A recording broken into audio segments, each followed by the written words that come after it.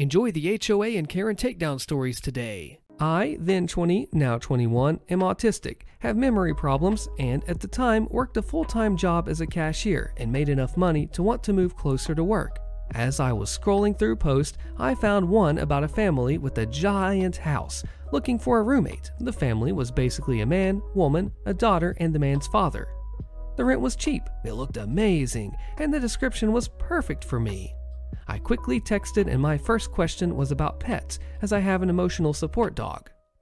Long story short, I met them and set my boundaries, stating that if they accept me, that I wanted them to know that I am sensitive to yelling and violence due to my autism and PTSD. They were fine with it and stated that, just like normal people, they had small arguments, but they kept it in the confines of their private room, which turned out to be a lie.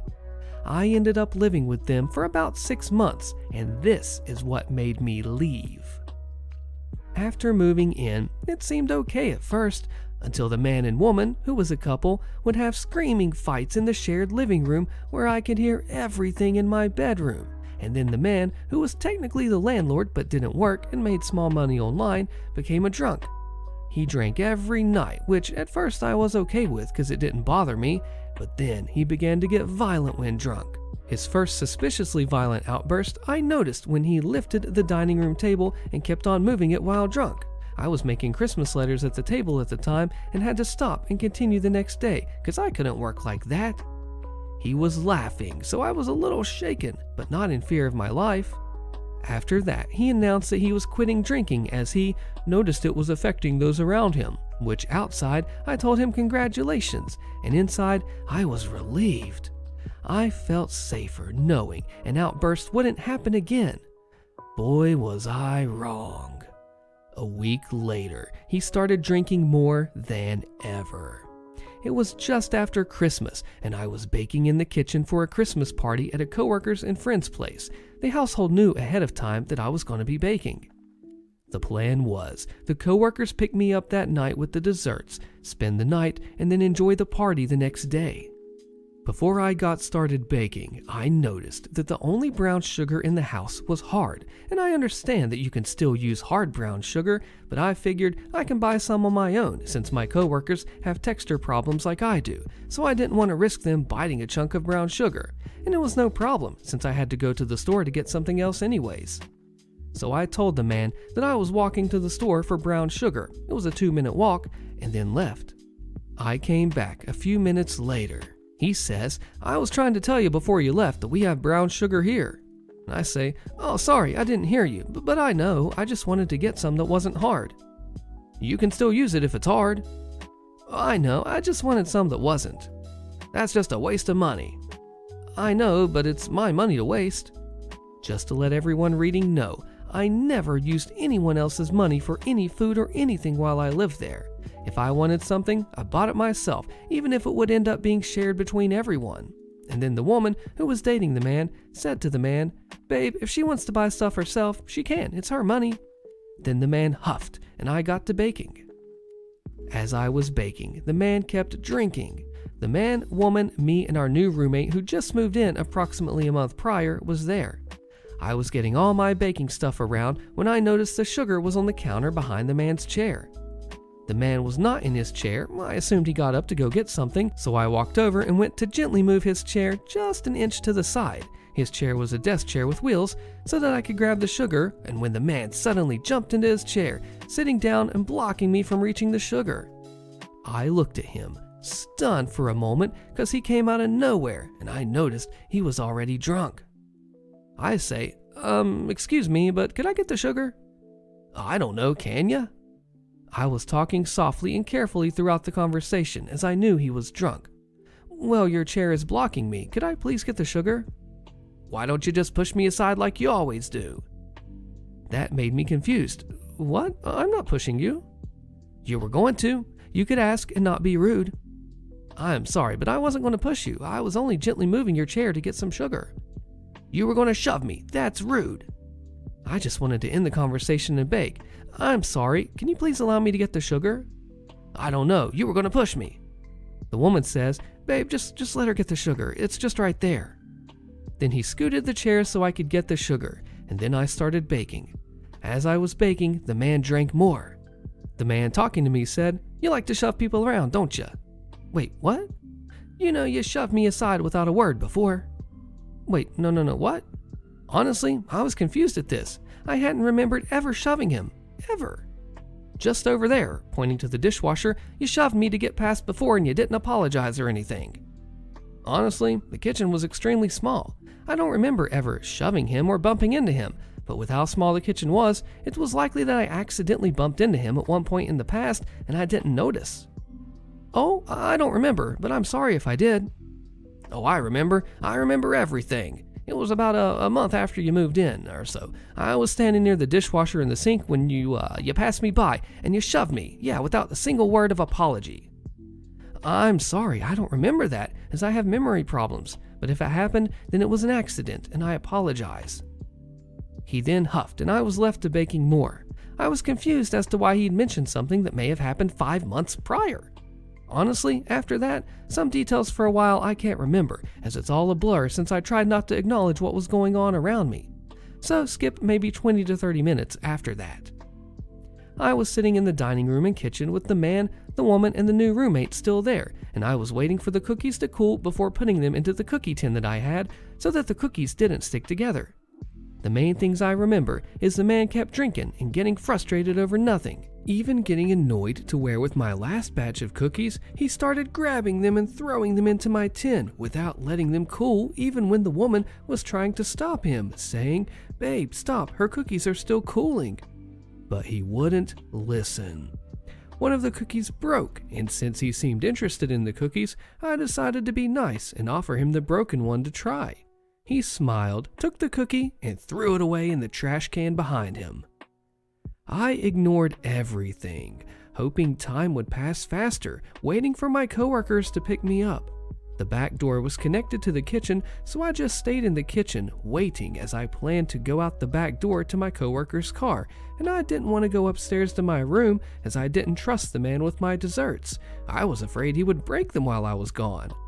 So I sat on my phone to distract my brain from everything going on. Again, this part is blurry since I was distracting myself from what was going on, but I remember feeling scared and just trying not to think about that feeling. But the man started to argue with our new roommate over literally nothing. Our roommate stayed calm and kept seated while the man stood up, asking the roommate if he wanted to fight. The main thing I remember is the man standing up, yelling, and saying something like, "You're no good, don't pay rent." The roommate has not paid rent, which was agreed on before he moved in until he got a stable job, and waste space. I deserve better. We deserve better. The woman's daughter deserves better. She deserves so much better. The sentence about the woman's daughter made no sense. She lives with us, but no one had even mentioned her, and the roommate wasn't even part of the woman's daughter's life. The roommate, calm and still sitting down, says, "Man, I know. No one has even mentioned her. I know I don't pay rent. I will pay once I'm able to get out of this slump, which you agreed to when I moved in." The man, still standing and yelling, says, "Well, I don't agree to it now. You get out of my house. The woman's daughter deserves better than you." The woman, while holding the man's arm, "Babe, sit down. No one has even mentioned her. I don't know what's gotten into you." My roommate, still sitting calmly, says, "If you want me out, I'll get out, but you gotta talk to me calmly, man. I don't plan on not paying you, and you know this. You don't need to act as if I'm just against you all the time. I don't understand your problem with me." "My problem?" the man shouts. "My problem is you not being able to pay frickin' rent and her," pointing to me, "shoving people aside." At this point, my brain only comprehended me being mentioned, so I just looked up from my phone and said, "Huh?" "Yeah, you two," pointing back and forth between me and him, "are in cahoots, aren't you? You plan on both not paying and running off somewhere cheap." Honestly, I had, and still have, no idea where that came from. I hardly spoke 2 words to the new roommate, and I hardly knew his name, and we never even texted each other. The only time we ever really talked was to trade Pokemon on Pokemon Go. Plus, I always paid rent, even paying ahead of time, and I was never late and never said that I wouldn't pay. Wait, what? We barely talk or know each other. Bullcrap. You two plan on teaming up together and leaving us in the dust with no income. I know it. I'm smarter than you think I am. I have a college freaking degree. At that point, I just didn't respond, and I went back in my phone to distract my brain from everything going on because I was afraid of what was going to happen if I responded or cried. Roommate replies, "Man, chill. Nothing's going on. OP's just minding her own business, and we hardly know each other. Why would we go and try to go against you? Why do you think all men are against you? Does my existence threaten you? Does it bother you that there's another man in the house? You are against me. You want to fight like a real man? Come on, you and your crappy tattoos, get up now and fight me." The man was standing even closer to the roommate, but roommate didn't seem to mind. He didn't seem to want to agitate the situation. Roommate replies, "Man, I'm not going to get up and I'm not going to fight you." Now this is a part that I saw because it was literally out of nowhere. The roommate put his bottle of alcohol on his mouth to take a sip, and the man smacked the roommate's bottle out of his mouth, making his mouth bleed. Alcohol splattered everywhere and onto me, and then I looked at roommate and saw his mouth bleeding. I looked at him with concern because, well, his mouth was bleeding. The roommate, "Oh man, why'd you do that? God, my mouth is bleeding." The man, seeing me looking at roommate, "See, you're in cahoots. Why do you care about the moochin' broke bee so much?" "He's hurt. His mouth is bleeding." "I'm okay," roommate says. "It's just a small cut, but man, that was uncalled for. What did I do to deserve that?" Then I can't remember much after that, but I do remember, very shortly after, I know that I needed to get out of the house immediately because I feared for my life. It got to where I was so scared that my legs felt like jelly and my trauma was coming back to me. I got up to go where some of my desserts were so I could take them outside when the man shouts, "Where do you think you're going?" My feet paused, and I turned to see the man started walking a few steps toward me in a threatening way. I was afraid of what he was going to do to me. I thought I'd be hit, or worse, but I didn't know what to do or even say. And then the roommate called out to the man, distracting him from me. "Hey, let her go. She's getting away from here like a reasonable person. You let her go." Then the roommate gave me a look that seemed to say, "I got this. You go." So I gathered all my things and ran out the back door and started on the back door steps trying to figure out what to do since I didn't feel safe. A few minutes went by as I was texting my coworkers, telling them everything and asking about bringing my dog and staying with them for a bit. Then I heard voices coming from the front porch. I listened in to make sure it wasn't the man's voice, and it was roommate's voice. I ran to the voice, afraid of what happened, and then I saw cop cars. "Hey, what's going on?" The roommate said, "OP, you okay? I called the cops because of that bee assaulting me. You hanging in there?" Then I just said, "Thank you," and bursted a cry of relief. I felt safe outside where the police were, and I was glad to see roommate was okay. Then roommate held out his arms, and I cried for a while as he was telling me, "It's okay, you're safe, he's not going to hurt you," and I just kept on repeating "thank you" over and over. It seemed roommate got done with the police mainly, but I could see woman and man spying through the glass of the front door, with them saying, "OP is there, what's she doing there?" I felt scared to step in there. The police asked if we had a place to stay, and roommate said he was unsure of what to do long term, but he could find some place overnight, but his stuff was in the house. I told the police that I was going to leave and not live with them again because I felt unsafe. The police agreed and talked to the man and woman and told them that they are to let us grab our stuff and everyone decide what to do in the future later. After the police left, I went inside to grab my dog because I was afraid they were going to hurt her. I grabbed my dog, and as I was leaving with her out the back door, the man kept on trying to say that I didn't need to leave and that it was all roommate's fault, and that bee is no good and running a perfectly good thing. I sat outside with my dog and my stuff, and my coworker picked me up, and I cried until I reached their place. I felt sick and dizzy. I felt dehydrated but nauseous all at the same time. We got to their house, and my friends helped me up the stairs and onto the floor as I was so dizzy I just needed to lie down. It's really hard to describe the feeling. Like everything was a dream, but it repeated in my head over and over. The more that it repeated, the more I cried, and the more I cried, the more I felt like I was just going to faint. I had one of the friends there and take my phone away from me because man and woman were blowing it up, telling me to not move and that I over-exaggerated the situation by leaving, even going so far as accusing me of being with roommate. And also, when I told them I was leaving permanently, the man tried telling me that I was too young and irrational to make a decision and not mature enough. Long story short, after I calmed down, I got sick. I got really sick. I've never been so sick in my life. I made a deal to have 3 days to leave, cause in 3 days I'd have to pay the next month's rent. I spent the time working while sick, while broke, and while living with my coworkers while finding a place to live. Eventually, another coworker who knew of my situation sent me a link to an apartment for rent that I moved into on the deadline. I moved out with help from my mother, stepdad, and amazing friends. Admittedly, I was living off of $3 for a bit, but taxes came in and I was on my feet in no time and now live happily and also got a second dog to keep my emotional therapy dog company. About 2 or 3 weeks later, the man in the woman's house burnt down.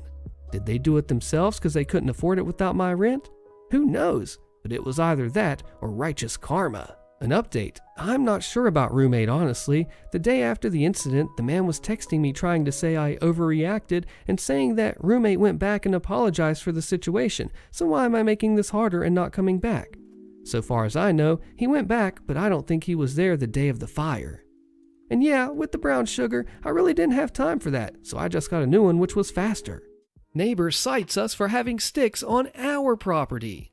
I received a letter in the mail from our city stating that we have violated one of the ordinances in our city. Apparently, we have a pile brush and sticks in the backyard, which, according to the ordinance, you cannot have any large amounts of debris on your yard. Here's the thing.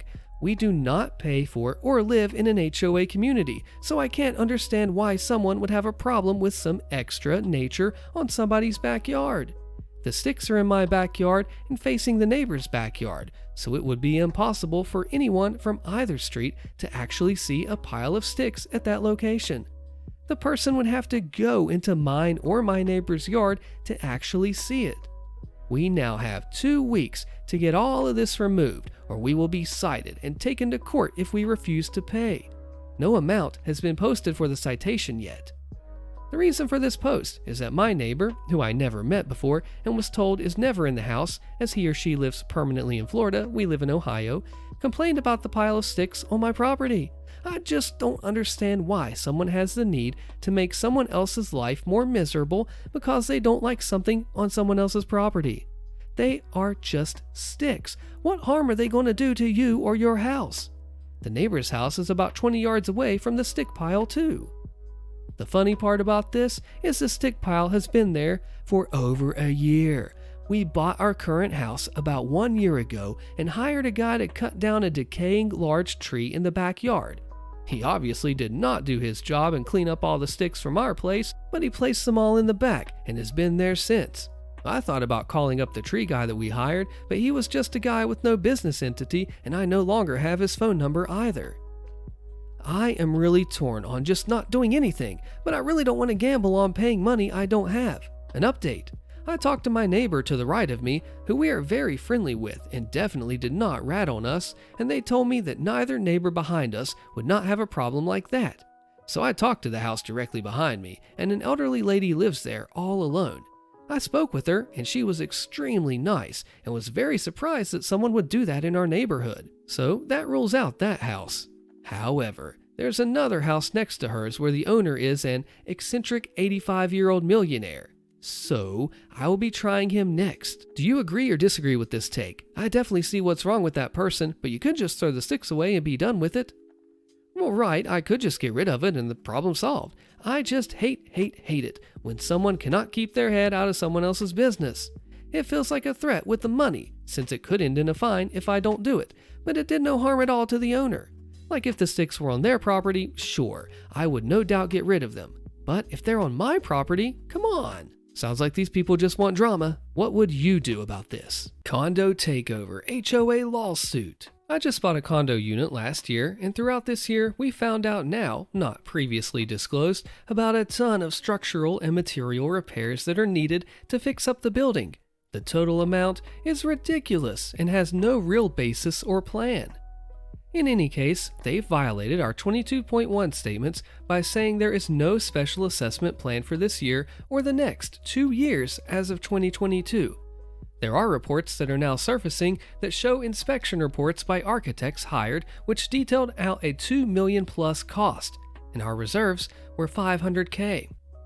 These reports were not disclosed during the buying process, even though they clearly knew and discussed this since 2021.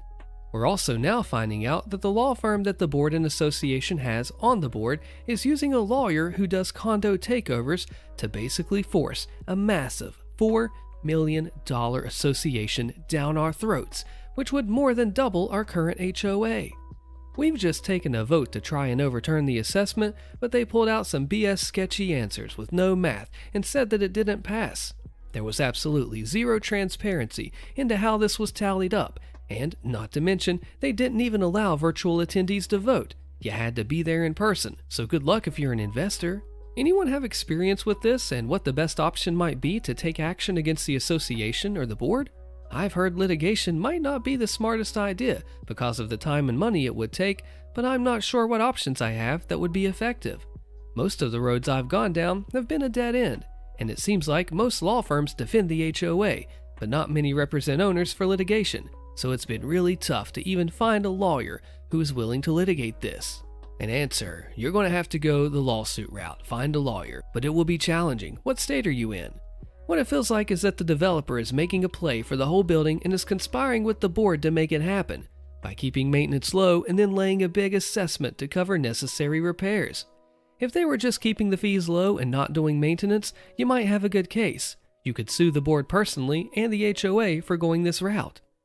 I see you're making a case for overturning the assessment. Not something you could do in Florida, for that would be a board responsibility, not HOA. How was the vote organized? Officially via the bylaws or grassroots effort? If you follow the process, you have a case, especially if you ask for the records of the election. You're entitled to them to count the vote yourself. If you have a case for lack of disclosing known information, like a big assessment already voted in, you might be able to sue the previous owner, which is the seller, but not the HOA. Sounds like this is your biggest issue because of the lack of the 22.1 information. If the seller knew and didn't disclose, you have a case. If the seller didn't know, hard to have a case, but probably not an issue to the HOA. If they're putting large assessments in, there's a case that they're doing the right thing by addressing the needs of the HOA. See Surfside. What would you do? Would you lawyer up in this case? Let me know. My HOA is still trying to charge me $225 for old violations, posted by That's a Spicy Meatball. So I made a post a while ago saying that my HOA was charging me $250 for year-old violations. I made a mistake, it's actually $225, but I digress. Well, I called them after being ignored in the app messages for over 2 weeks and finally got a breakdown of why I'm being charged. Many people said they should take it up with the owner of the property, but to my understanding, the property management and the HOA are pretty much under the same umbrella, so I can't really do that. They said that the charge is a collection of various $25 charges for things like parking violations, trash violations, and weed violations. Violations that start at September 2021 and end at August 2022, all adding up to $225. These violations are ones that I've received, but I didn't know I was going to be charged for them until now. I've emailed them back telling them that this is predatory at best and demanding an itemized list and pictures of each violation, but I'm worried I'll end up having this taken out of my deposit as my lease officially ends in a couple of weeks.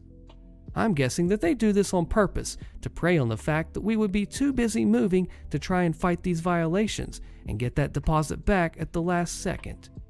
My question is there a chance I could take them to small claims court? What would I have to lose? Should I talk to a lawyer first?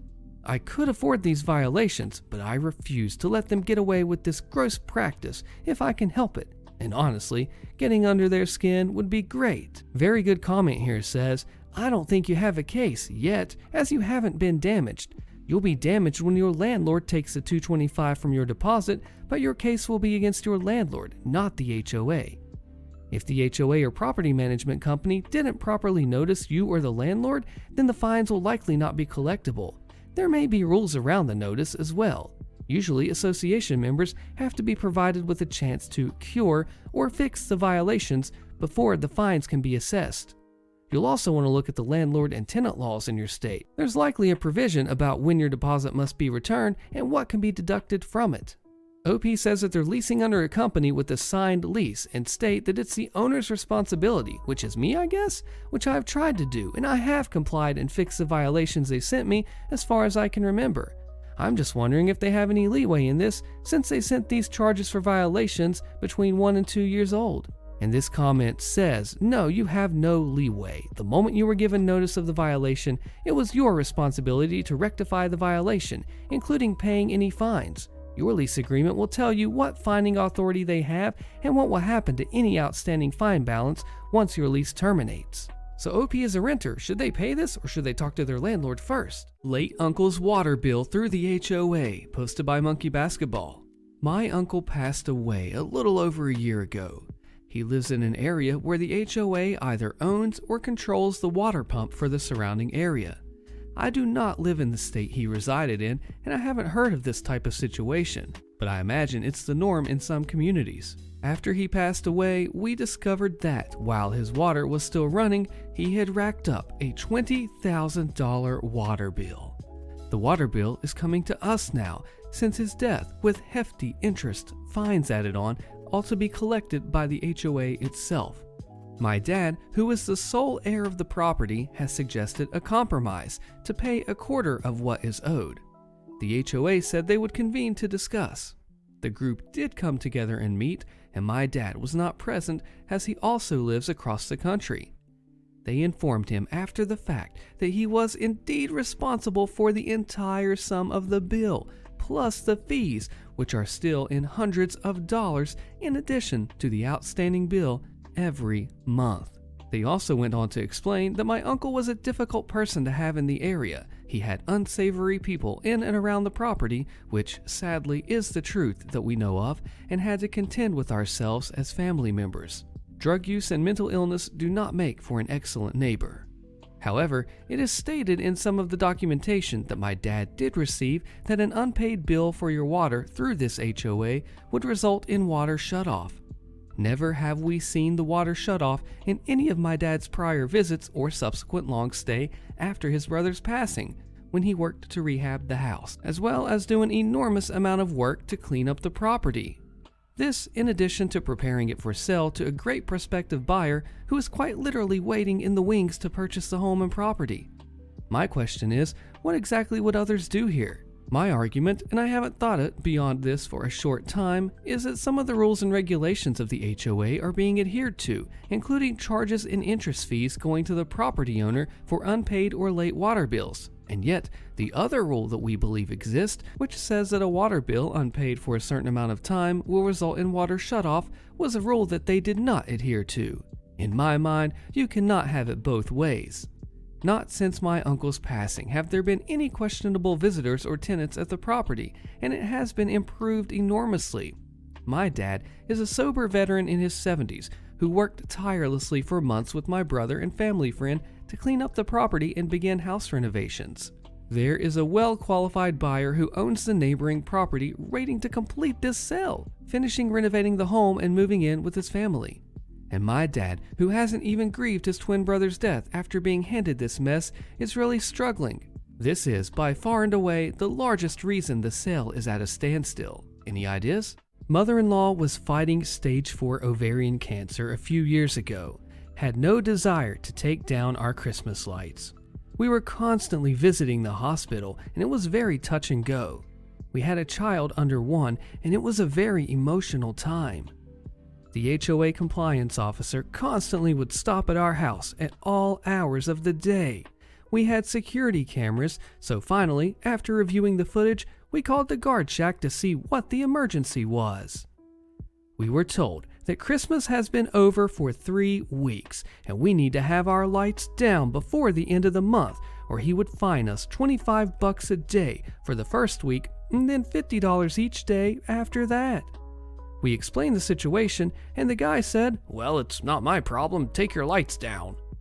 My wife exploded on the D-bag. We went to the next board meeting and let loose on the board and the general manager.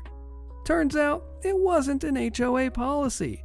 The guy worked for the security company that was hired to work the main entrance guard shack and would get a bonus if he would patrol and hand out fines for HOA violations.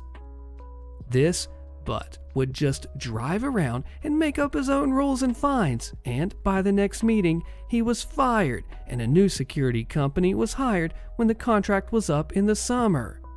Everything worked out in the end. D-bag fired, mother-in-law cancer-free for over a year. Way to go, OP. Screw cancer, man. Not pay me for the website that I built? Say goodbye to your business, house, and reputation. Posted by NZ Devon. This happened in the early 2000s. I used to be a freelance front-end dev and a search engine optimization guru. Back then, getting on the front page of Google was pretty simple. Link exchanging was popular, but risky. I never did that, but I did have a single website that had serious page rank clout due to it being linked as a trusted source, directly from one of the top and most trusted websites in the world. I would use this website for the best clients to get their page rank and their search engine position leapfrogging other, older, and more trusted websites. One day, I was approached by someone I'll call Bob. Now, Bob sold travel packages. He needed to revamp his basic existing website with a complex website built with pretty tricky back-end coding. I could do the front end, but I had to hire a back-end dev to build the functionality. Bob had a major launch in a month's time, and it had to be ready. I usually ask for a 25% deposit up front, but Bob said no. He was stung by the last dev, and he wasn't going to lose any more money. Now, from the moment that I met Bob, my gut was telling me that this was going to end badly. The problem was, I needed the money, and it was worth quite a lot of money for me and the dev. I skipped the deposit on the promise that he paid in full before it went on his server, and Bob agreed. For an entire month, we worked day and sometimes all night to get this done in his time frame. With a day to spare, we had done it, and I'd never been so proud of what we achieved. I was honestly excited to show Bob. The next day, I sent the link to my test server, and he phoned me to discuss it. Bob said everything looked good, but he was worried his server's PHP version may be too old to run it. I assured him that it would, but he said he was too scared it won't, and we would scrub our hands of it. We went backwards and forwards, but he was insistent the site has to be uploaded and tested on his server before he parts with a penny. I chatted to my dev. He didn't like it either, but he agreed that we would upload our work onto his server. Bob gave me the FTP details and the server login, and I uploaded the site. I told him it was live, and then nothing. I sent several emails and then phone calls. The emails went unanswered, and the phone went to voicemail. Sensing a major problem, I rushed to my computer, fired up my FTP program to delete our work on his server, and access denied. He had locked us out, and the following day, he went live with our work. For several days, I tried phoning until one morning he answered. He answered the phone and then said, "Listen, I'm not ever going to pay you, and there's nothing you can do about it." And then Bob hung up. Rage was a good word for my feelings. I was shaking while I still held the phone in my hand. For the next hour, my range of expletives was growing in complexity. As I sat there figuring out what to do, it hit me. Revenge will be mine. I registered a new domain name, which was Bob's travel domain name plus sucks at the end. If Bob's website was called bobstravel.com, I had purchased bobstravelsucks.com. I uploaded our work, basically an exact mirror of his live website, onto my new domain. I used my all-powerful mega PageRank domain to link to my new sucks domain. Within a month, my website jumped above his website in Google for every conceivable search phrase you would use for the packages he sold. No matter what you typed in, my site was the first result, and his was always below mine. During that month, I created a second website, which was Bob's full name with sucks at the end. On this second website, I posted what happened, screenshots of his emails, and warning everyone what a con man he is. Bob had a somewhat unusual first and last name. Again, within a month, my website was above his own personal website. I then forgot all about it. About 4 months later, I get a cease and desist email from a solicitor's firm. A quick Google showed the solicitor's firm was made up and it didn't exist. I reply back with, "I'm not ever going to take them down and there's nothing you can do about it." Every now and then I'd get emails from people he had conned by taking their money for a travel package but never booking their package. I'd put those on both of my websites, making sure those juicy important keywords, his full name and company name, were spread across each negative review. A few more months pass and I get an anonymous email linking to a new domain called Austin Sucks. I'm told to remove my 2 websites and he will remove this new one. A quick search and what do you know, it isn't even on Google. No one could find it. I reply back for a second time with his comment to me.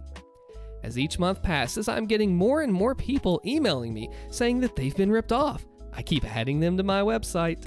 Turns out, the travel agency world is well regulated, and they started an investigation into Bob's company, using my website as their main tool. I get a call from Bob. Bob is not a happy Bob. In fact, Bob is more of a desperate Bob. Looking at this text now, I know you can almost hear the despair and resentment in Bob's voice.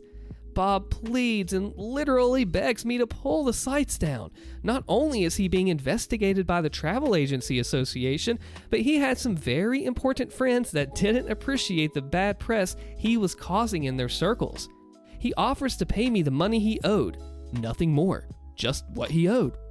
For the 3rd time, and with a massive smile on my face, I say, "Listen, I'm not ever taking them down, and there's nothing you can do about it." Roll on a few months, and I discover his travel company has been removed from all travel associations. No matter what you typed into Google, my website outranked his, and all the bad reviews on my site were the first thing his potential customers would see. I crippled his business so badly, it went bust.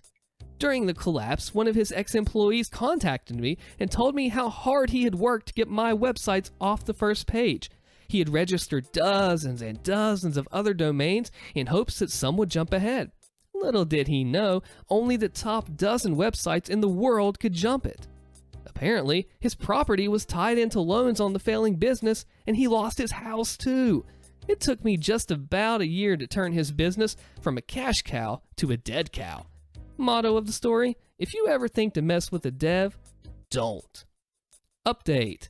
Many of you are saying I should have taken the money and not pulled the sites down. At that point, it wasn't about the money. He thought he could simply buy his way out of it after pretending to be a solicitor and then trying the same thing on me. Him knowing that I didn't care about the money anymore must have driven him crazy because money was all he cared about. He then knew he could do nothing to stop his business going down the pan, and all he could do was watch it fall apart around him. Manager bullies me for several months until I finally quit. I made sure to get him fired. Posted by Nub Muffin. This happened around 2016. I, at the time, 26-year-old male, had been without a job for a while, looking for a better paying job than I had before, and I found one at a camera security company that was looking to hire someone for the service desk. I went for an interview and got a call back later that day. If I wanted the job, it was mine. Now, my new manager was an ex-military, specifically ex-Army, not American, just pointing that out. He really didn't like having people disagree with or going against him, a thing I was very unaware of when I took the job. For 2 or 3 months, everything was going well. The manager was cordial and seemed to really enjoy having me there.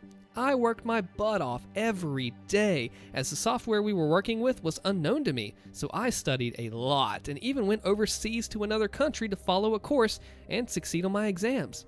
However, after that period, my grandpa, who was like a second father to me, suddenly was hospitalized with a brain bleed, like an aneurysm. He was found in the shower. He'd collapsed after he'd pressed his panic button. He was in assisted living. This all happened on a Wednesday. The family came together in the hospital several times to show support and see Grandpa. However, on Friday afternoon, 3 p.m., I was called up by my father, which was my grandpa's son, while I was at work, and he explained to me that my grandpa, unfortunately, passed away. I was in tears on the phone and in utter shock. It took me a while to calm down. I went to my manager and I explained what had just happened and that I'm going home to be with my family. However, that day there was an event. The company was doing a charity event, and this charity was going to be public news. They already announced the amount of people participating, and it would look bad if they were a person down. It was basically just for good PR. So he refused to let me go. I told him that by law, he cannot deny me as my contract states that I can take a day for a death in the family and that I was leaving now. This was the turning point. He went from a nice manager to a manager from hell. Suddenly, everything I did was wrong. I was told he couldn't believe I was in this line of work for 6 years and be this bad at my job. He cussed me out and ridiculed me in front of my colleagues and even clients. This all continued for several months and severely began to impact my mental health. I had a talk with my parents and my fiance, at the time still my girlfriend. I'd asked her to marry me in December 2016, and they basically told me that this was not okay, that I didn't have to take this, and that I should give them my 2 weeks notice. I agreed. The following day, I went to HR and I explained why I was leaving the company and that I couldn't stand the idea of working even a single day more with that excuse of a human being. HR showed interest in my well-being and even more importantly in what I was claiming about my manager. They had received more complaints about him, but nobody had proof of his wrongdoings. So they asked me if I had proof. I told them I'd be looking for a new job, but I'd gladly fit in the time to collect all I could. For the next 2 weeks, I collected everything. Memos, emails, voice recordings. When you're on the phone, the calls are automatically recorded, and the dummy was stupid enough to cuss me out while I was on the phone. Lucky me. Also lucky was that my colleagues at the desk had my back this entire time. They'd been trying to cheer me up, said I was doing fine work, and that they also didn't understand this man's behavior. So when I came by and asked if they'd mind signing a document that everything I stated in the paperwork was the truth, they gladly did. I had one last talk with HR and him at the same time the last day I was there. Before he even walked in, I told the HR person who was mediating, hey look, he's going to walk in, say what he wants to say, and I'll be quiet and listen. When he's done, I'll explain my side, and he's going to interrupt me, tell you I'm lying, and then talk about some completely non-related subject matter to drag the conversation in another direction. She looked surprised at my comment, but had no time to respond as Mr. Army Man walked in and began his spiel. Exactly as I stated, he'd blurt his side out, and once I tried to talk, he'd consistently interrupt me and tried to pick fights. Eventually, I got up. I told HR, hey, I told you so. Here's the documents you've been asking for. I placed a filled folder with several dozens of emails, plenty of memos, and a USB containing 3 phone conversations, and even video footage of him yelling at me in both voice and video recordings, and you could easily hear him cuss me out. I gave the manager a big, bright smile, who was smirking victoriously, and I said to him, hey, I don't think you're going to be smirking like that for long. Enjoy your little victory. His smirk disappeared into a confused scowl, but I slammed the door on him before he could respond, and I left the building feeling like a huge, and I mean humongous-sized, planet-sized amount of stress fell off of my shoulders. Within a month, I was back to my old self. 2 months later, I was working at my new job, and out of curiosity, I checked my ex-manager's LinkedIn. Unemployed. I called one of my old colleagues to ask what exactly went down. My proof opened Pandora's box. He was being disrespectful to the female staff, insulted the older staff, and on multiple occasions, he was less than cordial with our external hires. None of these complaints were acted upon because it was his word against theirs, and there was no proof. However, me providing overwhelming proof of his gross behavior towards me made all the other complaints now be taken as fact. He was promptly fired less than a month after I'd left, and they refused to provide him with any form of reference. In a field like his, references mean a lot. So, not getting one from a company you worked at for nearly a year is a huge red flag. It's now 2020, 4 years passed, and according to LinkedIn, he's still not working in his field. I'll gladly admit that I felt rather wickedly satisfied, and I still do whenever I happen to think about it. HOA Peeping Tom by Tam Tam Lee. So, this just happened tonight. We've had this weirdo from the HOA who walks by our house on a private road at like midnight, located in a rural mountain region, and sometimes stands at the driveway, and other times flashes our security cameras with a flashlight at night. Tonight, I was dropping bags of soil from the back of my car at 9:50 p.m. at the foot of my driveway where I need to reinforce the soil there. I was turning around to head back to the house to get another bag, and I heard a twig snap right behind me. There was a man standing at the foot of my driveway with no light. I think I gasped or something, and I ran back into my house as my family members were on the porch. I said to my family member loudly, "I told you to help me with the lantern at the road. There is this weird man standing there in the dark." He heard me say this and stood at the foot of the driveway yelling, "Can I help you? What's wrong? You need a hand with something?" He kept repeating this, and I recognized him as one of the HOA butts who has been involved in harassment against us. He wasn't moving and kept repeating, "Can I help you? What's wrong?" My family member then walked to the end of the driveway and stood there in the light. She just stared him down. I joined my family member at the foot of our driveway with a lantern. He then referenced the HOA, saying basically, "You're the people the HOA doesn't like." I said to him that I find it weird that he is hanging out at the foot of my driveway in the pitch dark without a light. He said, "It's called night vision." And I said, "Yeah, more like peeping Tom." He then left. So do you think this is creepy? I don't think I can really do anything about it, but I'm pretty sure he was peeping on us in the dark because he was like right there on the road and I never saw him. My family member wanted to report it to the police, but he's just going to say that he was walking around at night. I find it super creepy he's using night vision, which he could use to look into people's houses at night. Commenter asked OP a great question and he replies, "Get security cameras and light this dude up. This is targeted harassment." And OP says, "Well, I actually have cameras. I think I have to look into some better ones though, since they only record in 30-second intervals and they skip some action between intervals. I have faced a lot of harassment from the HOA, and I personally know this is targeted." He even mentioned the HOA and our dispute with them, so he clearly knows who we are.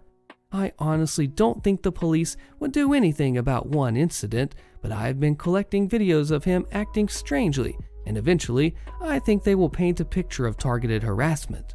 The commenter replied, "Ring records sound as well. Place one well to capture his normal activities and save the videos every time.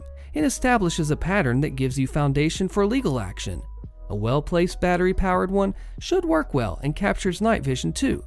Find a nice tree to screw it into so that it can capture sound and confront the jerk every time. That way, you can capture him talking about the HOA, which gives you foundation to sue him individually and the HOA as its representative. I'm not a lawyer, but that's what I've read and had advice on in the past." And OP says, "I think I'm going to try several different camera types as you say. I currently have a blue ADT.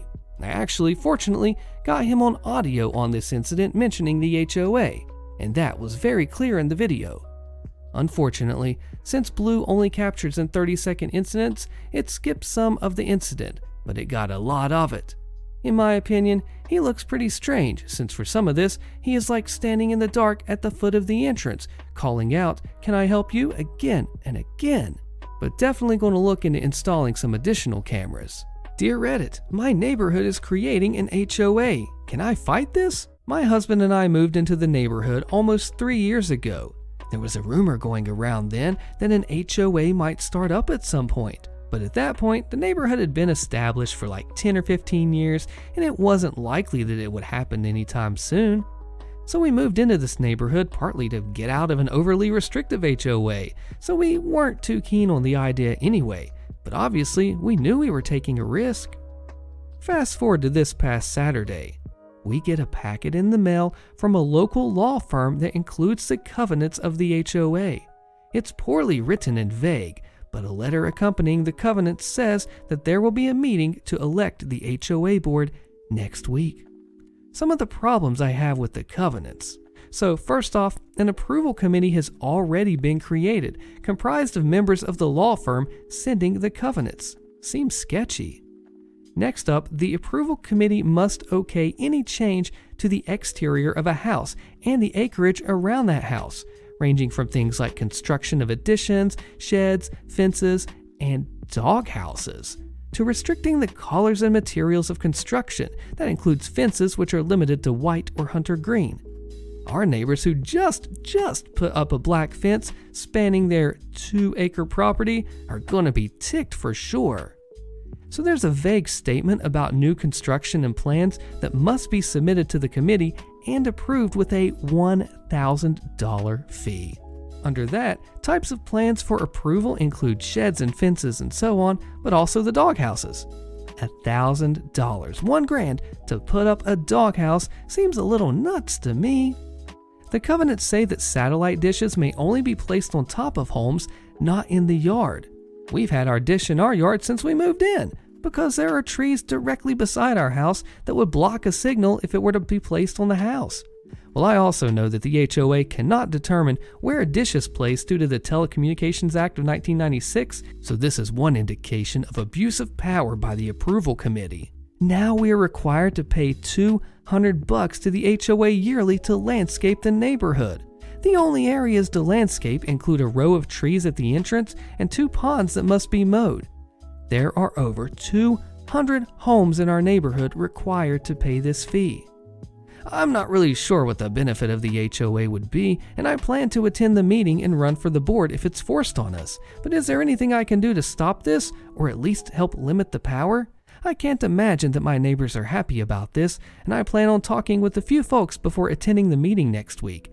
Any other ideas? So we live in Virginia, and I'm not sure what the laws are in our state, but I'm looking into it. Found this site which should help get me started, which is HOA Virginia State Laws. So I checked the deed and purchase agreement when I got home, and there's nothing about a HOA or POA in the deed. The purchase agreement says that this property is not located within a development that is subject to the VA Property Owners Act. I've contacted a friend's mom who is a real estate lawyer in DC. She gave me some info about collection records from the attorney who is pushing this thing, and I faxed the law group a letter yesterday asking for them to fax me copies of any and all documents related to the proposed HOA. Our neighbors are meeting this weekend to discuss, and the HOA meeting is on Monday. I wish we had an update from OP, but I hope it all went well. HOA manager and neighbors are using the HOA to harass me. I posted a couple of months ago about my stalker neighbors filing an HOA complaint against me, saying that my exterior lights are floodlights, even though they're normal exterior lantern style 100-watt light bulb lights. My neighbors have been harassing me for the last 5 years. The cops went to their house a month ago and told them to leave me alone, and if they set foot on my property again, it'll be considered trespassing. The male neighbor had previously shown up drunk on my doorstep in the middle of the night and wouldn't leave. He also kissed me without my consent a few years ago. He has also made comments to me in the past that he didn't need me to be home for him to go into my backyard because he knew my keypad code to the garage door. Anyway, I got a lawyer, and my lawyer sent a letter along with video evidence showing that my lights do not cast any light onto their property measured with a luxometer. Also sent multiple photos of others' homes in the HOA with similar exterior lights to mine. HOA manager flat ignored my lawyer until 2 days before the hearing, when my lawyer emailed again to say that if the hearing was still going to move forward, we want an open hearing so that members of the HOA can be present and that we can record it. HOA manager emailed back immediately that there were no meetings for the rest of the year and to check back after January 1st.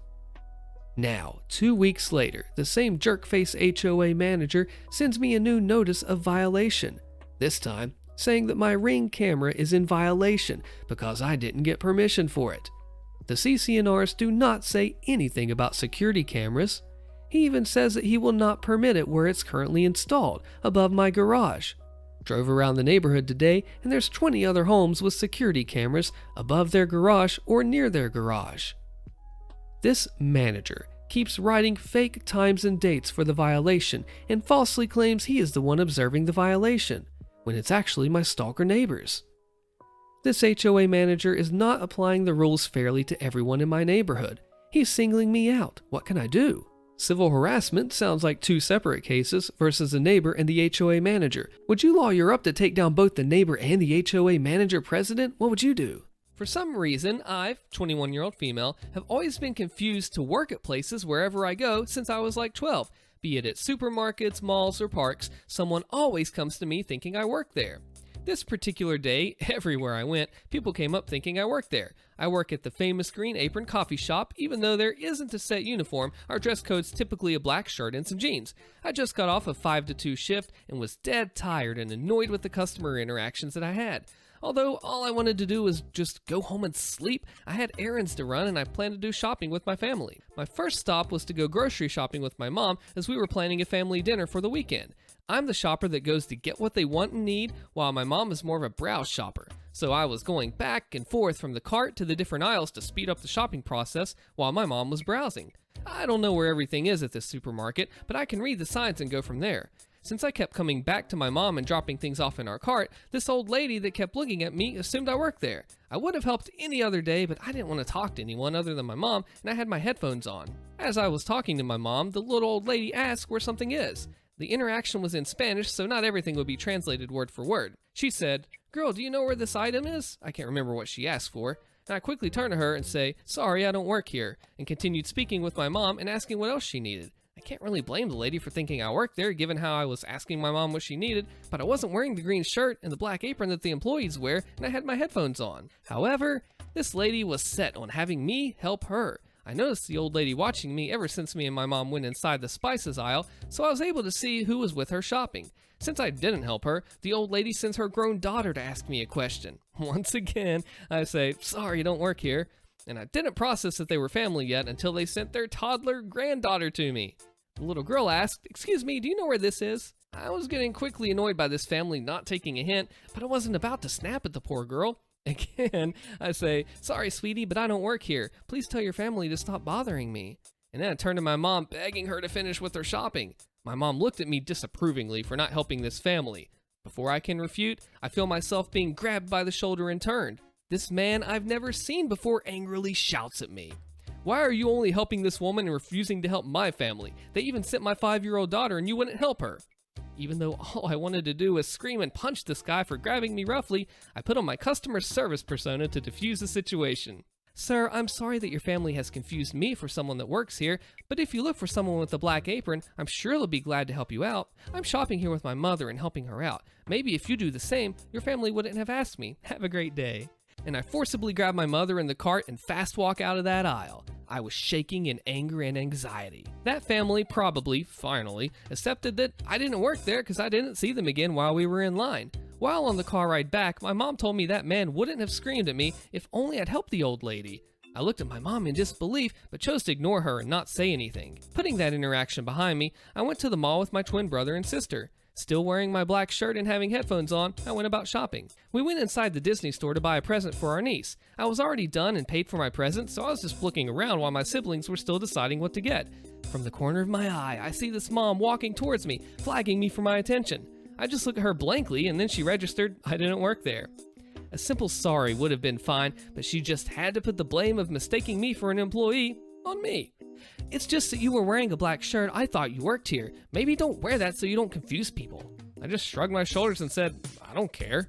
Moving to different stores and buying things I wanted, I was the first one done with my shopping, so I asked my sister for the car keys so I can drop off my things. Looking for the entrance we came from, I was walking everywhere around this department store. This department store uniform is black pants and a black shirt. Mind you, I have headphones on and carrying multiple bags. I'm walking towards the entrance where I think we parked, and two ladies are walking the opposite direction towards me, one in a wheelchair and the other pushing her. The one in the wheelchair snaps her fingers at me and starts to talk, but the one pushing her says something along the lines of, "Leave her alone, she doesn't work here." The one in the wheelchair then rudely questions, "Why would she be wearing a black shirt then if she doesn't work here? She needs to do her job, she's wearing a black shirt." Should I have ignored her comment and went my merry way? Absolutely. Did I say things and act a bit too far? Probably. But I was so tired and fed up of having these people just speak to me so rudely and blame me for things I have no control over. I was off the clock and still had people screaming at me just because they thought I was a worker. And I snapped at this lady. So I bent down to be at this lady's eye height. What am I supposed to wear then? I can't freaking wear a black shirt now because you're too dense to see that I don't work here. I got headphones on and I'm carrying different bags from other stores. You know what? You look like you work here. You're wearing a black shirt and you don't know where the things are? Call your manager over here. You're a terrible employee. The lady just looks shocked and is gaping at me and stuttering, and the other lady's just pushing her, just looks down in embarrassment and mumbles an apology and rolls the woman away quickly. I just stand there taking deep breaths, just to calm myself down. Eventually, I find the car and just wait for my siblings to come back. Haven't worn a black shirt since then, aside from when I work, but I still get confused as an employee. I guess I just have the look of an employee, everywhere I go. I work for a pretty large security company that has a contract with the absolute biggest employer in the city. This is where I work security for. I also live in a security-protected apartment complex. Plot twist, it's protected by the same company I work for. My apartment was right next to the clubhouse. This was where security parked. Some background information. The company as a whole uses tan shirts for supervisors and white shirts for officers, but the specific contract for this employer dictated that supervisors wore white shirts and officers wore blue. I'm a supervisor. To top it off, my apartment complex is only a 5-minute drive, 15-minute walk from where I work. On this one particular day, I had just gotten off at 8 a.m. from a 12-hour shift and have exactly 8 hours before I had to be back in for another 12-hour shift. I also had to deal with an employee of the company I protect trying to start fist fights and punching me in the face just 20 minutes before my shift ended. So I was already on edge. I pulled up my car to the front of my apartment and, being the friendly introvert that I am, waved to the security guard who was looking directly at me and then went towards my front door. As I was moving through the big key ring to get my key out, my shoulder is grabbed and I am violently turned around. Still haven't been able to settle down from the incident at work. I put the guy who grabbed me over the railing and on his head. He wasn't injured or anything, it just took him a minute to get up, as though he went a full 180 in under a second. When I realized it was the security guard of the complex, I walked over and tried to help him up. He fired off at me. "You aren't allowed in the residence apartments. I'll have you fired for this." Now, I have seen this guy a few times when I went to check the mail, but he seemed not to recognize me. I can fully understand. I see 500 people walk in and out where I work, and I never bother learning names unless 1. I work with you every day, 2. You're one of the big shots who can actually fire me in that instant, and 3. Cause trouble frequently. Needless to say, I can understand the lack of recognition. "I don't work here, I live here." "BS," he immediately responded once he got back on his feet. "I know our uniform. You're the new guy supposed to be relieving me." He grabbed my arm and tried to show me where the car was. "Remove your hand from my arm or I will remove it from yours." I was already done and looking at most, 6 hours of sleep, still in fight mode. I would have apologized later for this line, but spoilers. He's already on the radio calling in a supervisor to come deal with me. An hour later, the property manager is coming in to open the clubhouse. She stops and smiles and waves and comes over. "Hi, didn't think you would be out at this time." The property manager and I were pretty cool with each other. I'm skilled enough to make most repairs myself, I'm never late with rent, and once I ran out to the pool to perform CPR for a resident. She also knew from the inspection yesterday that I was going to be pulling a messed up 12 on, 8 off, 12 on a couple days. Before I can explain anything, the other guard butted in. "He was trying to go to the resident's apartment. I got my supervisor on the way. He won't be doing it again here." Ladies and gentlemen, I turned him upside down. The property manager, a nice, sweet older woman, was about to turn this idiot inside out. Before she could say anything, the officer's supervisor drove up and asked what was going on. She cut the officer off and told him, "This fool is holding one of our residents hostage outside his apartment. I want him out of this complex 5 minutes ago, and he will not be coming back here ever." The supervisor just gave the officer a dismissive thumb back motion. He had no leeway to argue. The contractee can always tell who not to allow on any site, even our own employees. Yeah, he was fired on the spot. And this is not the end, folks. Remember how I said we work for the same company? The corporate big shots decided to rehire him and send him to the largest employer they guard and give him a second shot. He arrived for an interview at my facility, where I had hiring power. The interview went all of 3 questions. 1, are you going to keep anyone out that's supposed to be in here? 2, are you going to ask for credentials for anyone you don't know trying to enter? And 3, are you going to grab anyone? He said no, and I accepted him to the facility. He's been working a year here now and is one of my best access control officers on site, even to the point someone claimed he let someone in that wasn't authorized, and I laughed instantly. "I think my HOA is discriminating against me because I'm Jewish," posted by Throwaway 27409. "For the most part, I actually have no real problems with my HOA. We pay our dues every month and for the most part keep to ourselves. But somehow, over the span of 3 days, things have escalated to such a degree without our knowledge. It all started last December when we were left a nasty note from an anonymous but concerned neighbor because of the religious propaganda in our window. It was a menorah. I was a bit taken aback because I've seen ornaments and those window sticky things saying things like Happy Kwanzaa, Merry Christmas, and so on. So I discreetly moved it to another window where no one can really see it because I refused to get into it right there at the holidays. Over the past few months, we'll eventually get notices from the HOA citing that we recently received a complaint that you walk too loud, your TV was too loud between the hours of 2 and 4, when neither myself nor my spouse were home. You make too much noise when you're in your kitchen. Nothing major, and we've never been fined, so my spouse and I really just ignore it. We get that maybe the HOA is just trying to appease them. On Friday, we received a notice from the HOA that we were being fined for having more than 2 dogs. We don't have more than 2 dogs. We have exactly 2 dogs, and this morning we woke up to a freaking swastika taped to our door with this concerned neighbor concerned about our well-being and felt like maybe we should move. I wish I could tell you that we were joking, and this is just something with a horrible but funny pun. But my wife is terrified and angry all at once, and we can't help but feel like maybe someone in our unit is trying to pit the HOA against us. Where can we go from here? Should we get a lawyer? Should we write our concern to the HOA? We'd just like some advice on how to handle this. Holy crap, I wasn't expecting this type of response, but thank you for taking the advice. We logged in today after taking a day to ourselves just to get out of the house and get my wife calmed down.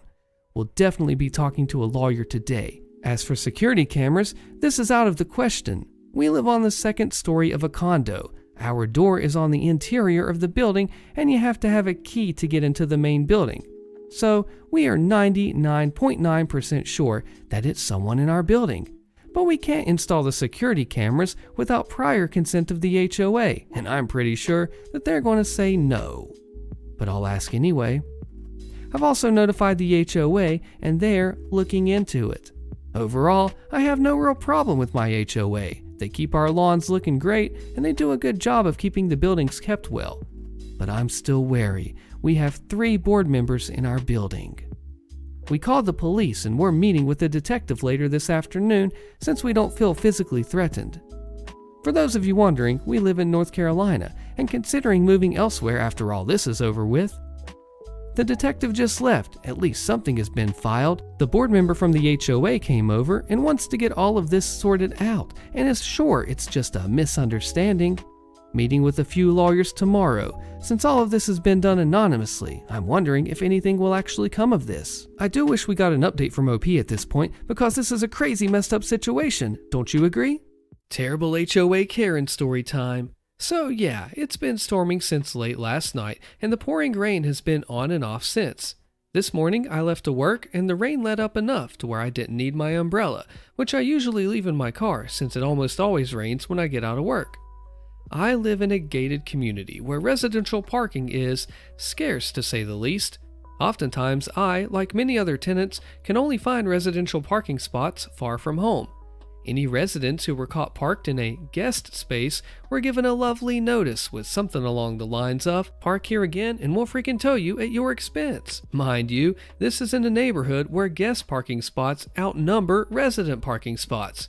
HOAs, am I right? So on days when I come home after a closing shift between 10 and 11 p.m., I am doomed to park so far from my townhouse that it takes me a good 10 minutes to walk home. In the dark. Alone. Sometimes in the rain. This will be relevant momentarily. After work today, I made a quick grocery run for ingredients for tonight's dinner. It's around 6 o'clock at this point, and then it starts coming down in buckets shortly on the short drive home. I parked briefly in front of the house to drop the 4 bags off inside so I don't have to fight with my umbrella and the integrity of the groceries. Once that was done, I began my main quest for parking. Luck was sadly not on my side, but I figured I'd look for a vacant spot tomorrow morning when it wasn't a downpour. Now, I have one of those inverted umbrellas with the starry galaxy pattern that makes getting in and out of the car during the rain just so very nice, let me tell ya. They run around $19, but it's worth it. So I make my way home on foot, clinging to my umbrella as the straight down rain became the dreaded diagonal pour. I heard someone say, "Hey," and I looked to see a large woman, probably in her 60s I think, in a tight pink tank and a tighter red shorts that I almost mistook for denim panties smoking in her garage. I don't really know anyone in my neighborhood, so I wasn't sure what to think. Let's call her Entitled Lady Karen. Karen says, "Can I have your umbrella?" My overworked, underpaid, soak-shoed self just wanted to go home, make dinner, and do jack crap for the rest of the night. Who the heck asked to have someone's umbrella, especially when the raindrops coming down are the size of grapes? I looked at her, hoping that I misheard what I clearly heard. I asked, "Pardon?" Karen says, "Your umbrella's cute. Can I have it?" I told her, no. "Well, why not? Come on, I need to check my mail." Logic.exe has stopped responding. FYI, the mailboxes were by the main gate, a 3-minute walk from my house, which was still several houses away. I said, "Because it's raining a lot and I'd rather not get soaked." Karen said, "You'll live, a little rain won't hurt you." Says the woman standing in her dry garage, safe. To which I reply, "Then you'll be fine getting your mail." I tried so hard not to laugh at her version of the surprised Pikachu face that everyone keeps memeing about, and so happy I finally got to see it in action. She scoffed and threw excuses like her hair, her makeup, whatever getting ruined. This coming from a woman who looks like she just got out of bed with no makeup, while I, a woman wearing modest makeup and have my raincoat hood protecting my humidity curled hair, am astonished to meet a wild Karen outside of my place of work. What a time to be alive.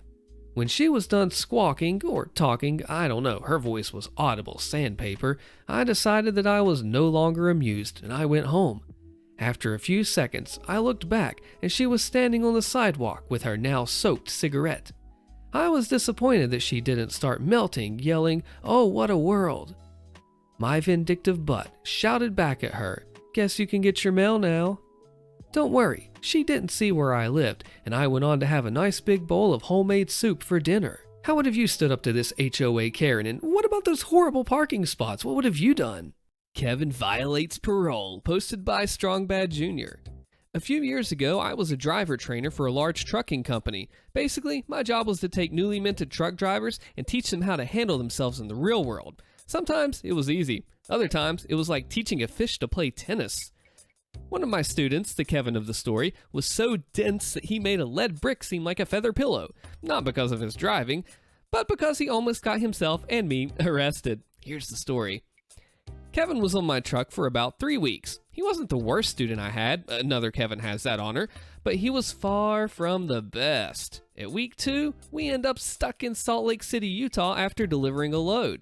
It was a slow time of year and SLC had always been a sparse area for outgoing loads, so I expected to have to wait to leave it out.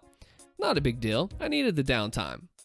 Kevin, from out of nowhere, started to seem anxious about something. When I ask him why he's so tense, he tells me he needs to get his license changed to his home state. He lived in Louisiana, but his license was from Iowa. The company used a loophole in Iowa state law by granting temporary residency to students to get them a license. After the license was issued, they have 30 days to get it switched to their home state. Not a major issue since management knew the drill and would get us to the student's home state in plenty of time. "Dude," Kevin asks, "when can we go to Louisiana? I need to get my license changed." He asked this every day for a week, but it wasn't until we were stuck in SLC that it really seemed to bug him. "Look, I've told dispatch that you need to get home. They'll work it out. Just relax." He didn't. After 3 days, we finally get to leave SLC bound for Chicago. It takes a few days, and the entire trip, I can tell he's getting more and more nervous. Eventually, he can't talk about anything else except now he needs to get home. It was getting pretty annoying. We make our delivery in Chicago and get another going to Laredo, Texas. Normally, we would have gone through Houston, Texas, but this happened during the massive floods, and I knew going that way would be a bad idea. Fortunately, I'd found a way that would avoid the flooding and get Kevin to his hometown. Better still, we would have enough time for him to get a ride to the DMV, get his license changed, and still make delivery in plenty of time. Win, win, win. And Kevin finally seemed relieved. We get to Kevin's hometown on a Sunday afternoon, and as he gets ready to leave, I tell him, "First thing in the morning, get your butt to the DMV, get your license taken care of, and get back here pronto so we can get going." He says, "Okay," and leaves with his girlfriend while I enjoy some time to myself. The next morning, I give Kevin until 10 a.m. before I start getting impatient. I texted him asking where he was and got no reply. I text again and no answer. I call, no answer. I tell dispatch, who's asking me when we'll get moving, that Kevin's disappeared. He was supposed to get his license changed over, but I haven't heard from him all day. Dispatch tries to call him, and they don't have any better luck. Apparently, Kevin has disappeared. By late afternoon, I start getting the feeling like this little crap has bailed on me, and I wasted my time. I mean, this was a common occurrence for new drivers. I tell Dispatch that I'll give him until the morning to reach out. If he doesn't, I'll continue on to Laredo on my own. There was still plenty of time, and Dispatch agreed. Morning came, and Kevin was still AWOL, and I was out of patience. I send him one more text telling him I'm leaving without him and head out. I drive for several hours before taking a mandatory break and check my messages. To my surprise, Kevin reached out. Hey man, my PO found out I took a job driving, and she was ticked that I left Louisiana. She told me to get back as soon as possible, or else she would have me listed as a fugitive. I called her yesterday on Monday, but she's out of town, and she told me to wait till she gets back on Wednesday. I'm completely shocked. PO, as in parole officer? Kevin, are you telling me that you're on parole and you're leaving the state without permission? Yeah, I was in jail for selling dope. I got parole for 2 years. I didn't think it'd be a big deal since I was working. Dude, you violated your parole. You'll be lucky if you don't end up back in jail. Well, my PO says she wants to talk about it Wednesday. Yeah, I imagine so. Look, you better get in touch with Dispatch and let him know so we can work something out. I end the conversation and continue to Laredo. I deliver the load and pick up another and headed to Atlanta, Georgia. Thursday, I call Kevin to find out what the deal was. He tells me that his PO gave him the okay to keep working. I assume you have some kind of official document that says that, I tell him. No, she didn't give me one. Then you better get one, because there is no way in heck that I'm leaving the state with you unless I have something from the state saying it's okay. Why? Because, dummy, if I carry you across the state lines knowing that you're violating parole, that makes me an accessory to a felony. I'm not going to jail for your stupidity. Oh, okay, I'll ask her. I tell Kevin when and where to meet me. I tell him that if he disappears again, I'm not coming back to get him. He says he understands. I get to the location when I said I would, and he's nowhere to be seen. I text, no answer. By this point, my patience for this clown is completely gone. I tell Dispatch I don't trust this guy's word, and I'm not taking a chance on him lying to me. I leave out again and head for Atlanta. Kevin does reach out 6 hours later and wants to know if I'll come back for him. I tell him that he's lied 3 times and acted so shady that I can't trust him to do the right thing. If he wants to finish his training, he can sort something out with management, but there's not a chance in heck that he will see me again. Fast forward a few months. I found out from Dispatch that Kevin's PO had not given him permission to leave the state again. Apparently, I made the right call by leaving him there. Fortunately, they weren't interested in prosecuting me. I have no idea what happened to Kevin, but I imagine he did something else that was stupid and landed back in prison. As for me, I took a break from training after that whole debacle. My roommate was a Kevin, posted by Nako Mifaro. Many years ago, I had a roommate. We shared a house for only 6 months, but with the Kevin, 6 months can be a lifetime. These are some of the things he did. He never read the instructions of any device he bought. He bought a professional iron, which has a separate water tank, and he went to work with wrinkled clothes until 3 weeks later, I told him that he had to screw the iron to the water tank where the plug was. Yes, he spent 3 weeks ironing with an unplugged iron. He brought the technician of the internet company many times because the Wi-Fi didn't work. Every time his dog had eaten the antenna and he refused to discipline or protect it. The dang dog ate the plug 3 more times in addition to my computer charger, 2 lenses, 2 TV controls, and a car seat.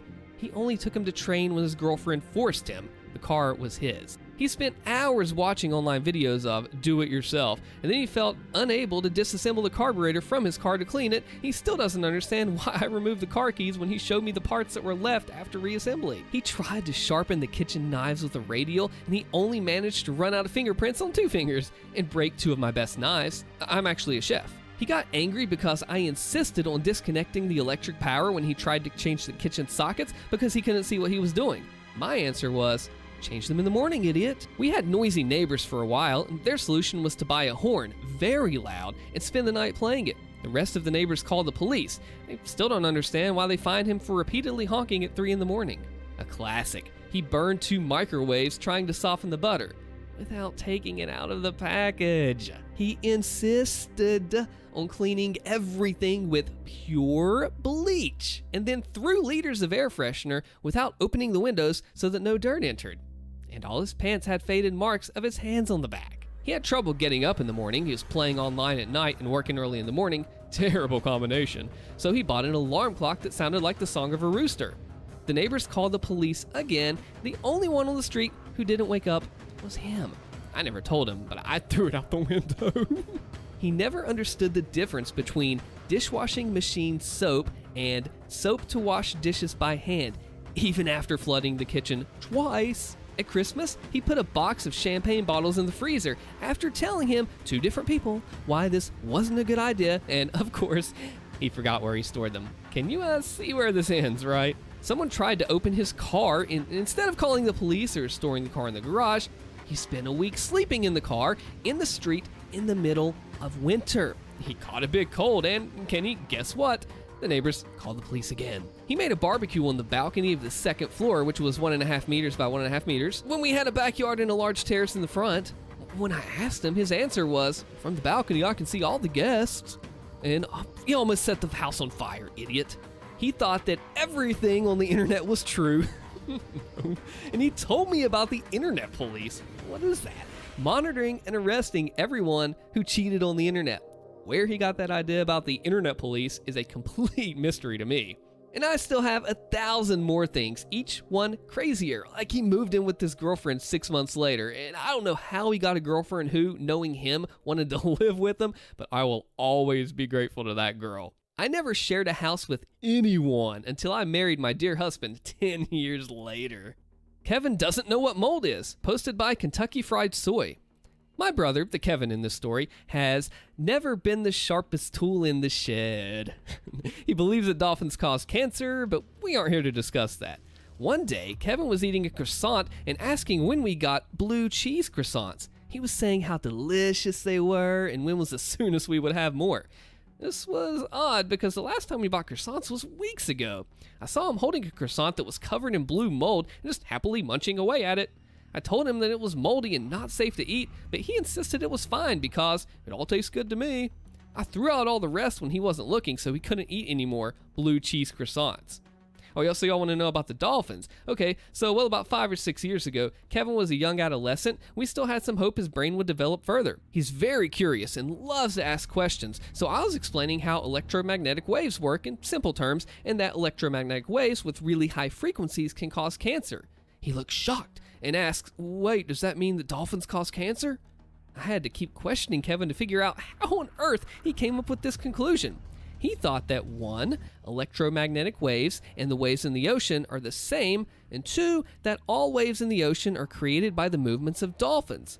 Thus, he concluded, dolphins cause cancer. Dullest knife in the drawer, posted by Curious Cat 0070. I was visiting an associated section in our organization and knew the people in that section, at least in passing. As I walked by his desk, the admin assistant asked me, "Hey OP, what work status is Jenny on? I'm trying to do the time cards." "Hey man, I really have no idea. I don't work down here." "Well, I really need to know what status she's on because we're closing out the work week." "Look, I'd love to tell you, but I work upstairs, not down here." "But what's her work status? I'm trying to finish the time cards." "You know, that's a great question for someone who actually works down here." "But I need to know her work status. Can you tell me that?" "I could tell you the airspeed velocity of an unladen swallow, but I have no idea what her work status is because I don't work down here." It's a Monty Python reference. "Huh? Oh, so what's her work status?" "You know, I think we're just going to have to chalk that up as one of the great mysteries of the universe," I said, and then broke eye contact and walked away. HOA story time. 2 years ago, we removed our dead fescue lawn and replaced it with Zenith zoysia. Both grasses are allowed per the neighborhood HOA. Last year, our neighbor, who we are friendly with and our kids play together frequently, requested that I straighten out the property line because he didn't like that the zoysia goes dormant and turns brown during the winter months. I did as requested. Nothing else was said about it until about a month ago. He put hundreds of dollars worth of rocks on the same property line that I had straightened out. He said that he thought that it would stop my grass from spreading onto his lawn. Last week, he texted requesting that I meet him outside. He told me my grass was spreading into his lawn and he wanted to know what I would do about it. I told him that the HOA allows for my grass, that I didn't think it was spreading, that a lot of the brown he was seeing was due to the kids playing outside, and the brown zoysia, which is still partially dormant, was just coming off by the lawn. Basically, it sheds when you're running all over it the way that we have been. He's also been dealing with infestations of Bermuda grass, which, like zoysia, goes dormant and turns brown in the winter. I offered to let him mix up some of my herbicide, which is helping me deal with the Bermuda in my lawn. He did not accept. Post our meeting, he appears to have sprayed some type of herbicide that's wiped out his fescue beyond where the rocks are. During the end of our discussion, I told him that we could install in-ground edging if that's what he wants to do, meaning that I would help him put it in, although today he texted stating that he believed that I would be the one to pay for it, and I believe he thinks also put it in after asking me when I was going to do so. He does not believe he should have to pay for the edging. My wife and I feel similarly. Since I said that, he has told me, all via text, that putting in a grass that spreads was not very neighborly. I told him that I was sorry that he felt that way and reiterated that the HOA allows for my type of grass, that I had fixed the property line with my own time and effort even though it hadn't mattered to me, that the rocks that he put in were done so without discussing it with me, but that was fine since it is his property, but that the grass that died was not a result of anything that I or the zoysia did, and I didn't think the conversation was one to be had over a text message. There was some more back and forth, but it exceeds the character limit to include it, but the last thing that he texted was, "I just reread your text. I put rocks in without discussing. You have a lot of nerve. You never discussed this grass with me at all. You just put it in." At this point, I feel like our neighbor has abandoned all sense of pleasantness, but neither of us are probably going anywhere for the next decade, and my wife and I would like to know if we are in the wrong here and what, if anything, we should do. Are we the butt? Do you agree with this? Zoysia is tough and drought tolerant, so it's better for the environment than many other grasses. This is a ridiculous fight. Stop engaging, just shrug and walk away. I mean, how do you go above and beyond to try to work with the situation and then the neighbor just keeps doing it? How would have you handled him? Wow. Neighbor is seeking to operate a small business, selling plants and produce out of a cart on shared HOA property, posted by Jolly Duty. We have a quiet HOA in Virginia where all lots are 10 plus acres. The HOA doesn't try to exert too much influence or rule enforcement over the annoying issues, but they do have shortcomings over road maintenance, gravel roads, and improper allocation of HOA budget to helping select homeowners with their culverts, driveways, and various utilities which are technically not covered by the HOA's very limited budget. The homeowners they tend to favor are those who've been in the community the longest, acting as if that gives them some special consideration. Most recently, one neighbor who has been here a long time was operating a small business on common property. It's a cart selling plants and produce. They advertise the business on the main road in order to drive traffic. Customers parked on the narrow, shared gravel road. And the rules for the HOA specifically forbid any business being operated outside of anyone's lot and also forbids customers from parking on shared roads. Hence, neighbors complained and the cart was soon gone. However, the HOA board soon after announced that they would be voting on whether to allow the cart to resume operations. This seemed wrong to me. Shared HOA property should not be used for operating a small business, no matter how innocuous that business may be. The customers parking in the ditches and performing K-turns on gravel roads leads to deterioration and more cost for the HOA. It's also annoying to navigate past, and frankly, it's not what I want to experience on our once quiet private road. I was thinking of being more aggressive towards the HOA and preventing the cart from returning, even if that ultimately meant threatening legal action. Question: am I simply not being tolerant, or is the cart really not reasonable under the circumstances? The board stated they would make the determination, which they technically don't have the right to if it's in conflict with the HOA rules. They didn't offer up a vote for the community. If they want to allow a business to operate on common property, they would have to open up a vote to all members, and an amendment would need to be ratified by an 80% vote. This comment gives a great answer, and OP gives an awesome reply. You're not being intolerant, it's a slippery path because once you allow one cart, there will be many more, and they won't even be operated by people within your community. There goes your neighborhood. And OP says, that may be my biggest concern. Under basic equal protection, they would have to allow all members to use the common property for business, if they allow one. Very slippery slope indeed. He was downvoted for that. Do you agree with him? Ready for some insane Karens? This story is titled, not entitled, entitled Neighbor Throws a Fit That I Won't Let Her in My House to Take My Alcohol When I'm Gone, posted by Deleted. I live in a 3-unit townhome. We're all good friends and we share keys with each other. One of them is my best friend who, with my approval, enters my house when I'm gone to grab a soda. In return, she cooks me food and shares her alcohol with me on weekends. Only thing is, she has the code to my house alarm. This becomes relevant later. One day, entitled neighbor, who we will call Karen, who lives in a different building, sees her leaving my house and asks what's up. Friend tells her what's up. Karen thinks we're friends just because I'm friendly to her when she comes around and texts me to rat out the neighbor. I tell her it's fine. Now, Karen is very obnoxious, but we're all nice to her because you don't want crazy people living across the street. Karen a week later comes by and asks why I won't give her a key. I make up an excuse that it's a safety thing because I'm the only one with a fire extinguisher, which is also a fact.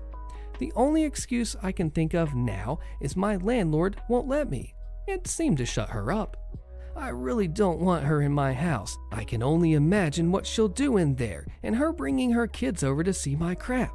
I have expensive computer equipment. I don't need kids around. Fast forward a month later. She sees me unload a bucket of fireball shots and quickly makes a beeline across the street and asks for some and trying to make friendly conversation. I roll my eyes and struggle with the seal and hand her 2. Thanks babe, love you. Ugh, whatever, it's not a big deal. Meanwhile, she still messages me like friends, and I watch her house from time to time while she's gone. Last week, I'm at my mom's house when I get a phone call from my home security system company asking if I need police. Roommate and key holders have my code, and it gives you 60 seconds to push the code even if it's wrong, so something is up. I rush home and my front door is wide open, letting the hot summer air strain my electric bill with 2 cops inside. It's none other than Karen standing at the counter and casually says, "Here she is, she lets me in her house, we're best friends." My jaw drops. Apparently, she has the garage door code to friend's house where she found my house keys in friend's house and has the balls to take my stuff when I'm gone, like she's entitled to it. And then didn't message me that the alarm was screaming, let me know she wants something, and didn't even leave when the cops show up. I took the cops 8 minutes to get there, so I have no idea what she was poking around with a screaming alarm. She broke into 2 houses like it was no big deal. I demand that she leaves, not pressing charges because I don't want a crazy angry neighbor. My city charges you $100 if you have an unregistered alarm system, so I get a fine from the city. I paid the fee and stuck the bill in her doorway. Haven't seen a dime of that yet. She also hasn't asked for my alcohol either since then. I want to know if you agree with this comment because I do. It says, "You are too kind not to have pressed charges." As this comment says, you should never have to make an excuse to keep your own stuff private and yourself safe. Don't you agree? Make up a BS lunchtime policy to appease the office drama queen? Sure, I'll follow it to the letter. Posted by Castjoy. Many years ago, I worked in the back office support in a large office with lots of departments. Generally speaking, we had core hours, especially for lunch. Core lunch hours were between 12 and 2, meaning you had to take your lunch sometime between 12 and 2. Different departments had different rules for lunch depending on their needs. For example, the call center had a strict rota for when people could take their lunch since they needed constant phone cover. However, I was in back office support. Things were a lot more relaxed because we rarely took phone calls. Most of our work came in the form of tickets and tasks logged through our system and emails from other departments with general queries. The only requirement was that at least one manager and 2 members of staff had to be there at all times in case a colleague from another department needed to see us or, in an emergency, call us. So generally, we could take our lunch anytime we wanted as long as it was between 12 and 2. There was no policy telling us when to take our lunch aside from the one I already mentioned. I would always take my lunch at 12:28. The reason was I actually wanted to take it at 12:30, but one of our call centers was the floor above us, and they stampeded down the stairs at 12:30. I had been in an accident some years ago that gave me issues with my back and hips, so I could be a little unsteady on the stairs, so I left at 12:28 so I could avoid the call center stampede. I suppose I could have gone at 12, but the staff canteen was never set up, and I never had food ready at 12, that's why I left at 12:28. Now, I always restarted work exactly 1:28, sometimes a few minutes earlier. An hour was far too long for me, so I was often back at my desk nursing a coffee while scrolling through my phone, which we were allowed to do as long as we were on break, by around 1 p.m. as well. However, if a colleague came to me and asked for help, I always helped and just added the time I was helping them to my lunch. So if I spent 10 minutes helping a colleague, I'd come back at 1:38. All of this would be logged in our timesheet, and I wasn't doing anything outside of policy. We were allowed to do this. Anyway, one of my colleagues had obviously noticed. Let's call her Mindy. Mindy considered herself the queen bee of the office. Everything had to be done her way. She was perfect, and she always tattled on people for petty stuff. Like that one of our colleagues used too many staples, or that colleagues were literally a few minutes late, or took too many pee breaks. She literally had a tally of how many drinks and pee breaks everyone took so that she could tattle. She even once tried to tattle and say one of my colleagues came in drunk and she could smell it on her breath. What she could smell was Limsip and cold meds. The colleague she was tattling on had a cold. Unfortunately, Mindy was also our manager's favorite employee, so she got away with a lot. So she tattles to our manager about how I'm always leaving for lunch 2 minutes early and yet often come back late. My manager tears me a new one for this. I explain to him that the times I come back late are when I've helped a colleague and he should see it logged on the sheet. I also explain why I leave at 12:28. He then says, yes, well, whether it's 2 minutes or not, we have core hours in this office. I say, yeah, 12 to 2. I can take my lunch anytime between 12 and 2. 12:28 is within those core hours, so then he tried to say no. In our department, we have a policy of 12:30 to 1:30 to make sure enough people are in the department. I say, I've never heard of this policy, this has never been the case. But he brushes me off and says, you take your lunch at 12:30 and come back at 1:30. You don't deal with any queries or anything that will delay you. Just take your lunch on time and come back on time. No exceptions. Okay then, that's exactly what I'll do. No matter what I'm doing, even if I'm in the middle of a task, I get up and go to lunch. Even if I'm at my desk and a colleague comes to me, I tell them I'm on lunch and to come back later. Then, surprise, surprise, Mindy comes along with an urgent query at 1:10. I look her dead in the eye and say, sorry, I'm on lunch. She storms off to our manager to tattle on me. I get called into his office because she lodged a complaint against me for bullying her and being uncooperative. Mindy is in the office with my manager acting as a mediator. He asks why I refuse to help her. She's grinning maliciously with her trademark, you're gonna get it face. She spoke to me at 1:10. I had 20 minutes left of lunch. You said the policy is lunch, 12:30 to 1:30, no exceptions, I said, smiling. Mindy looked like she wanted to slap me, and my manager was furious, but he knew he couldn't do or say anything because that was what he said. Eventually, the manager ended up being promoted and moved to another department.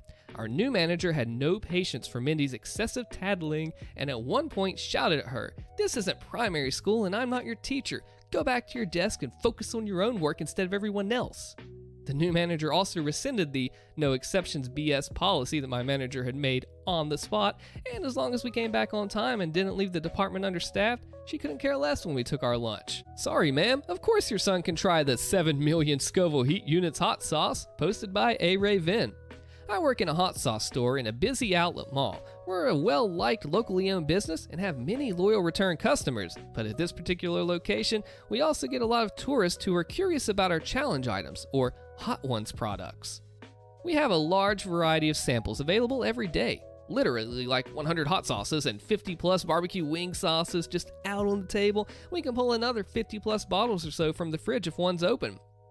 Every so often we get people who come into the store and ask to try the hottest sauce. They love jalapenos in their burritos, and they've eaten habaneros straight, and they are ready to enter the ring, swallow some sauce, and gain the admiration of a couple friends and bystanders at the cost of a stomach ache.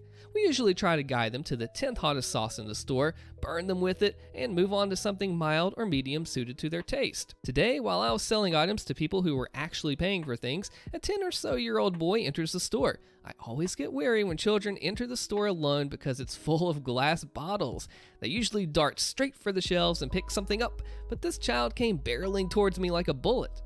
While I make change for the couple buying some sauce, he calls out to me, "Excuse me," in a horrendous, whiny pitch. I ignore the rude interruption and continue my conversation with my customers. He parrots it again 12 times or so back to back as I thank these people and get them out of the store. Finally, I turn to him. "How can I help you?" Where the heck are these kids' parents? Hi, can I try the hottest sauce in the store? Not this crap again. I'm not dealing with this, not with a 10-year-old kid. I explained to him that the hottest sauce on the table is Hellboy, Right Hand of Doom. It's spiked with a 6.66 million Scoville extract, and honestly, if you're not experienced with this kind of stuff more than just a tiny bit, it can really mess up a good part of your day. Take my word for it. I explained to him that he has to be 19 years old to try it and sign a waiver, which is BS, but I'm off in 30 minutes, so screw this kid, and instead guide him to a tasty fermented habanero that he coughs his eyes out on before explaining to me that he could handle the right hand of doom because his dad eats spicy peppers with him all the time. Okay, I say. Oh, he leaves, thank God. 15 minutes later, I'm interrupted by another customer, this time a gigantic woman in a blue blouse. She's set next to my sample table like a giant blueberry, blocking up 20% of my floor space. "Excuse me," apple doesn't fall far. The customers I'm with are polite and excuse me to speak to her. "You didn't let my son try the sauce."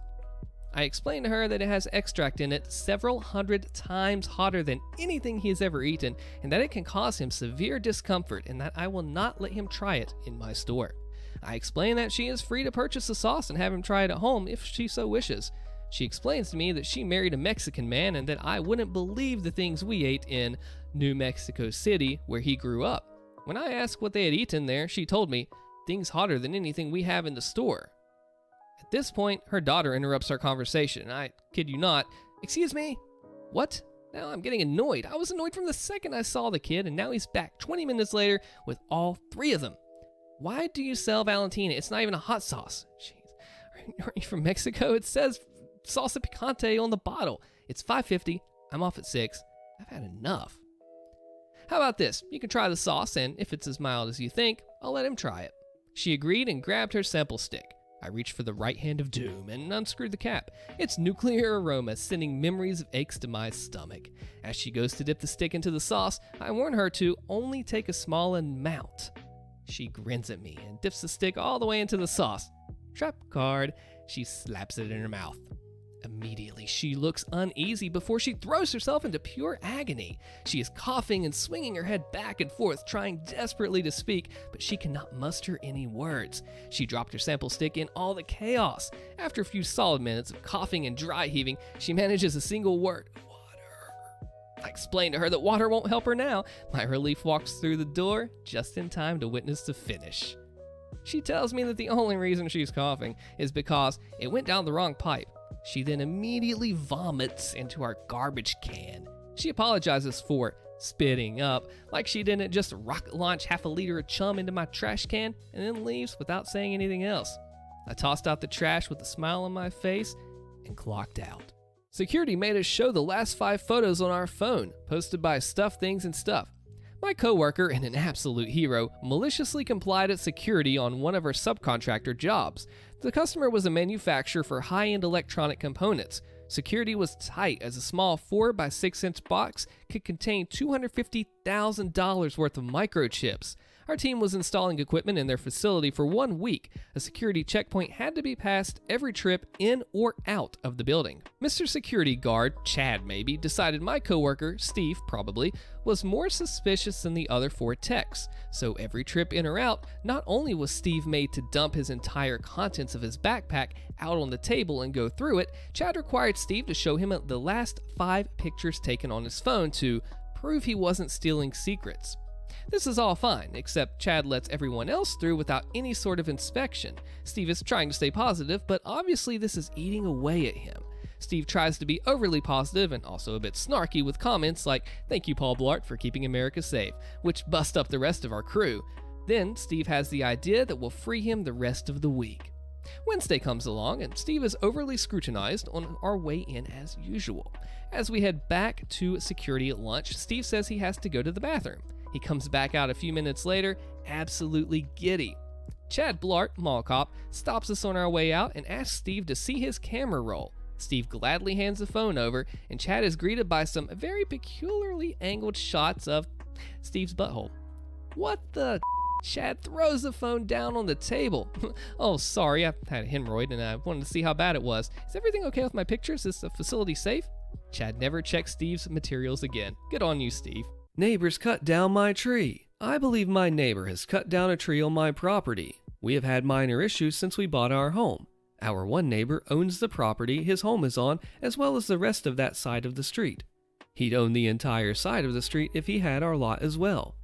He tried to buy when it went up for sale, but he was offering a small amount just for the land. We bought the house as a fixer-upper home to live in and hopefully start our family. Neighbors' dogs used to end up in our yard, which wasn't really an issue till we got our own dog, when I finally had to say something. The dogs haven't been back on our property, but we haven't been friendly since this incident. One morning in 2021, we came outside to find them putting up a fence. I was confused, as I thought they were actually erecting the fence on my property, but I realized I wasn't 100% sure, so I had a survey done. They were in the right with their fence, but I was glad to have a better understanding of my area. They actually disagreed with the survey and asked who we used, and then had a survey done by a different company. They never said anything about it to us, so I assumed that we were in agreement about the property line. However, there is one area, now the area in contention, where they actually pulled up the wooden stake and tossed it aside after a week or so, but it was in an unsightly area. And while it's not okay to move the actual metal markers, I guess it's okay to remove the wooden stakes, so I didn't think much of it.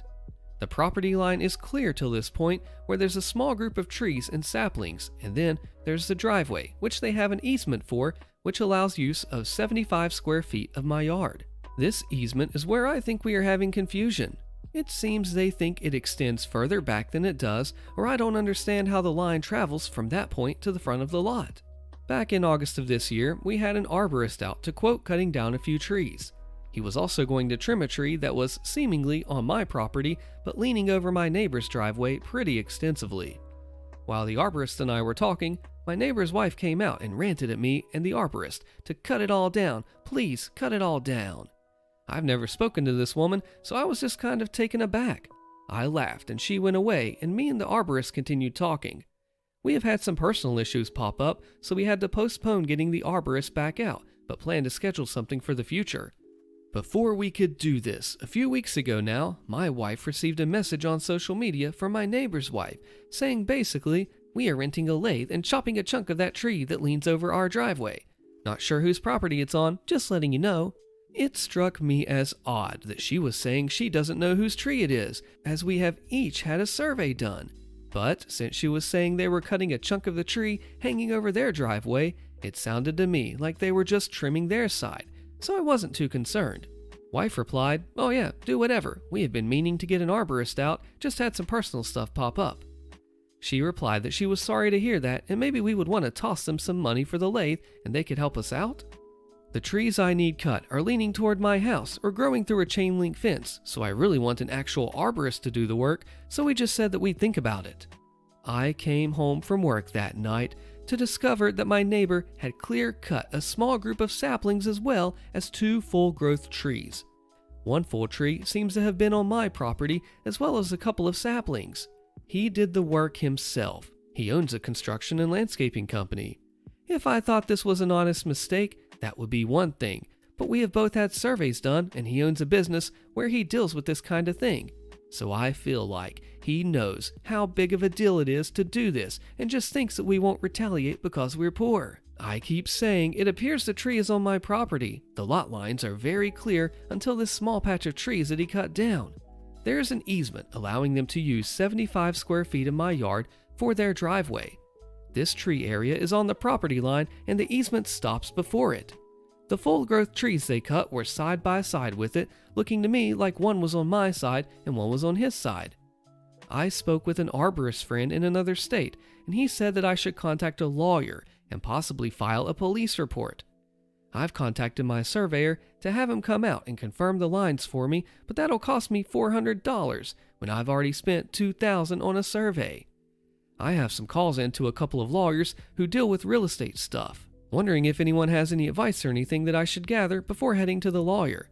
I assume confirming the plot lines will be the first step.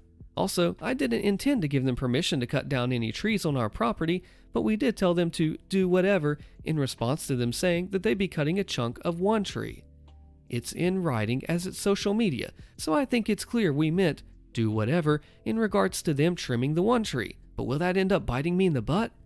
Not sure this is worth suing over. I don't want to blow up the neighborhood, but I also don't want this guy to walk all over us.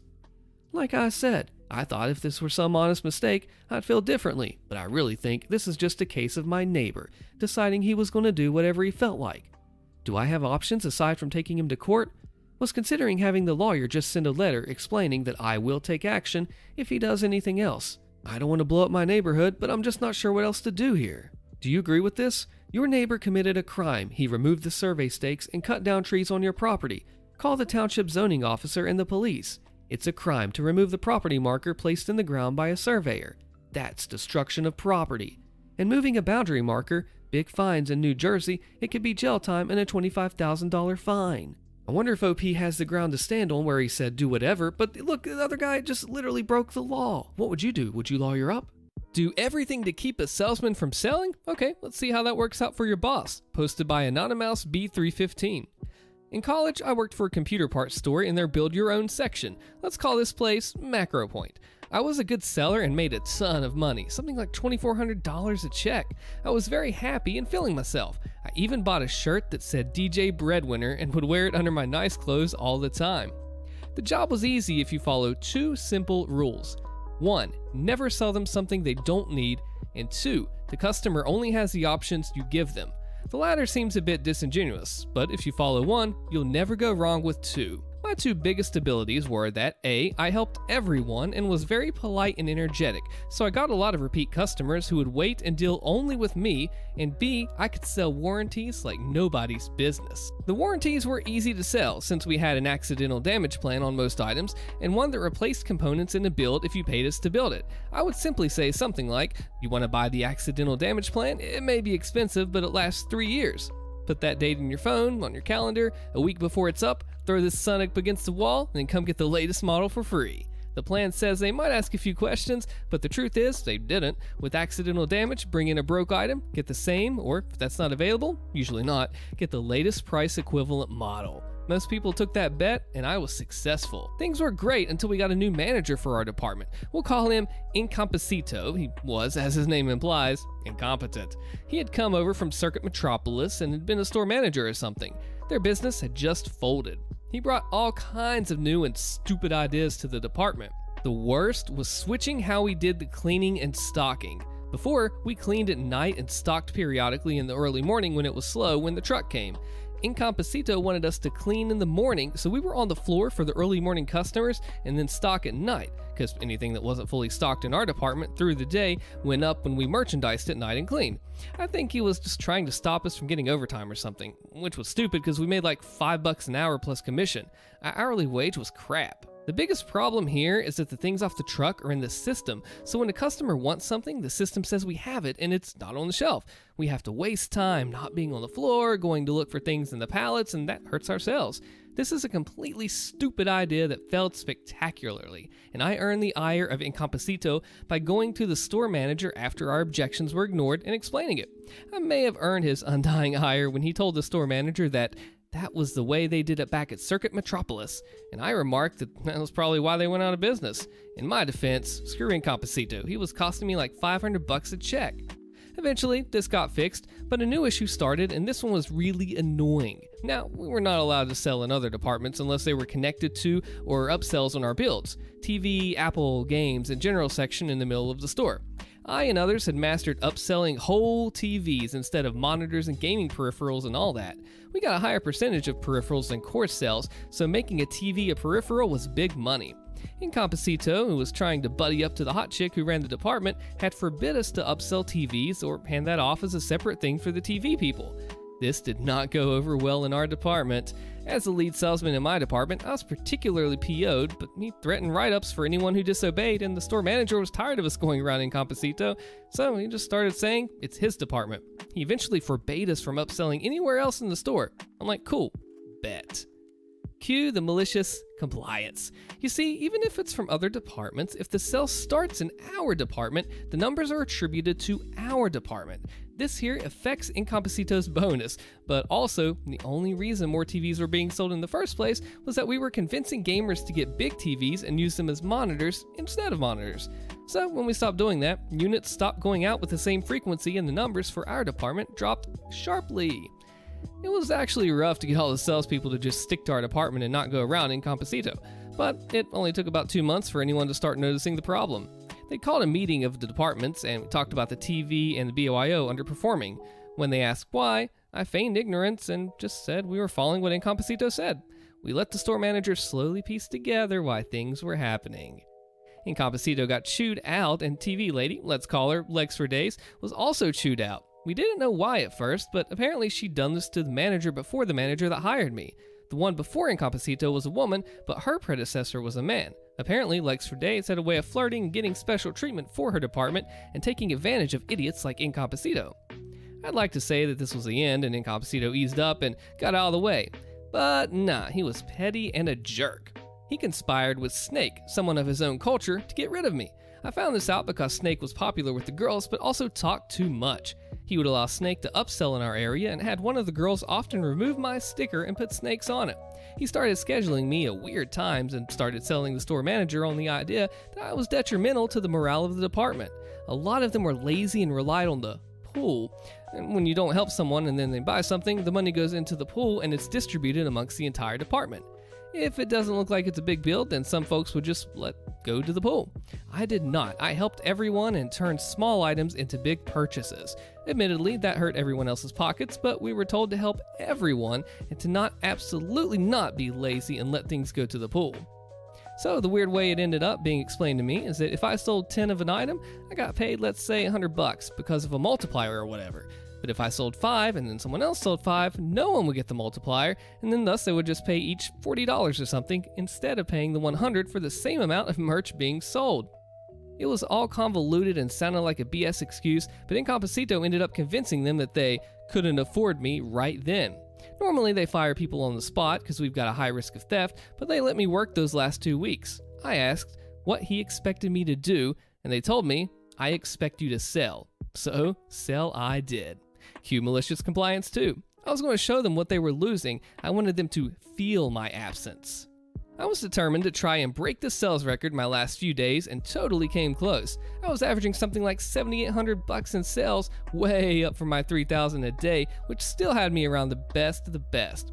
See, the record was somewhere around $14,000 in a day, and I had hit $11,000 and $13,000, but sadly could not hit the record. But my numbers were insane during that time. My last check was stupid high. But alas, Incompacito did manage to get me out of there, though store manager said he'd hire me back if things changed.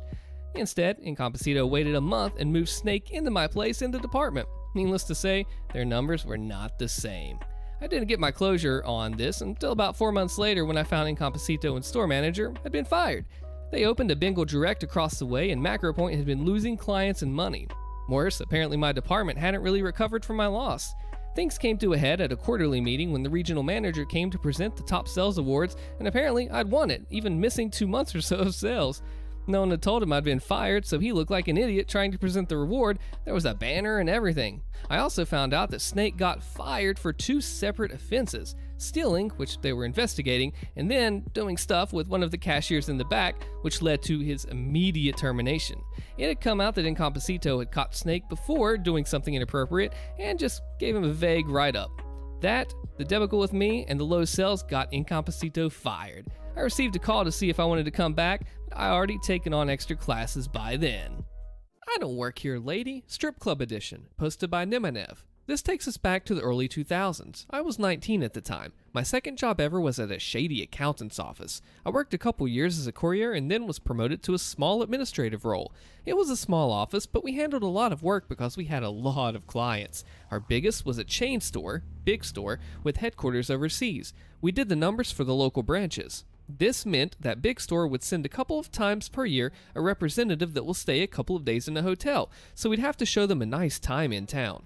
One of these representatives, VIP, was a bit of a creep and demanded to go to nightclubs where we had to make sure he didn't get in trouble.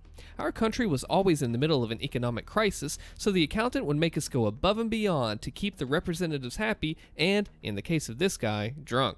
During one of the VIP's visits, he heard of a strip club and wanted to go there at all cost. One of my coworkers took him there, and VIP liked it so much that he practically never left the establishment.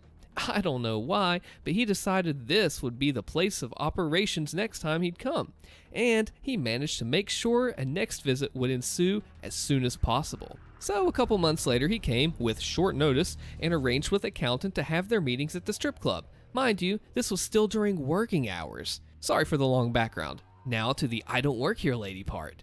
This went down during a meeting at said strip club at noon. The cast is me, VIP, accountant, accountant's personal assistant, drunk patrons 1, 2, and 3, and bouncer. We were sitting in one of the corner tables, away from most of the action. It was actually a pretty quiet place, all things considered, and given the nature of the talk, ill accounting practices, it surprisingly seemed like a good place. There were a few patrons next to the stage, and there was a little action. But there were dancers coming and going. It seemed like the place never closed. Accountant's personal assistant was a girl in her mid-20s. She was the accountant's niece, and she was both incredibly smart and beautiful. She was sitting next to her uncle, taking notes and providing data on demand. I was there just to make sure VIP always had a drink in hand. At some point, I was handed some documents to check something out, and the assistant went to the bar to get more drinks. So the three males were sitting at our table, VIP and accountant talking figures, as I was checking the papers, when suddenly we heard a loud crash and some yelling. We turned to see the assistant arguing with drunk patron 1, her white shirt all wet. She then threw a punch at patron 1's face, who was rocked back by the vicious hit and the surprise. 2 and 3, who were nearby, jumped in and tried to grab the assistant. We sprang from our seats and rushed to her aid. There was some pushing and pulling, and the accountant was trying to hold the assistant back and shield her, but she was enraged. VIP and I were pushing the drunk patrons back. Fortunately, the fighting was contained between the assistant and patron 1, and a full-blown skirmish didn't break out. A couple of seconds later, a massive 6'8" bouncer appeared, grabbed patron 1, and started bellowing out orders. We instantly stopped, as if we were toddlers under the command of a kindergarten teacher. Upon questioning, patron 1 said that the expletive refused to serve him a drink and a lap dance, pointing at the assistant. Still enraged, she started shouting and things almost escalate again, weren't it for the bouncer being so menacingly in control. The man was good at his job. Eventually, assistant calmed down and said that she was returning from the bar with a tray with drinks, when patron 1 slapped her in the butt and told her to take him to a private booth. She said she didn't work there. He slurred something about being quick about it, and when she tried to leave, he tried to grab for her chest and knock the tray with drinks all over her suit and shirt. She told her something along the lines of, "I told you I don't work here, a-hole," and he replied, "Well, you look like a garden utensil that works here." She lost it and started swinging. In the aftermath, patron 1 was kicked out. 2 and 3 left with his friend. VIP paid the bartender some money to allow us to stay there. I took the assistant in a cab back to her home. Assistant was still fuming and ranted on how she hated working for her uncle and his shady clients. She wanted to quit and start working in her field. She was an architect, but our economy was so depressed that there was hardly any work there. She took a week off work after that, and during that week, I decided to quit. I was a high school dropout, and I thought it was a good time to get graduated. So I haven't seen her since. I learned that accountant was caught stealing from big client a couple years later, and his business declined heavily after losing a majority of his business.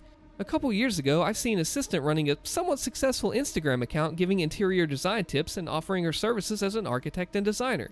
She seems to be doing okay. The strip club closed a long time ago, so I guess the drunk patrons are getting their fill elsewhere.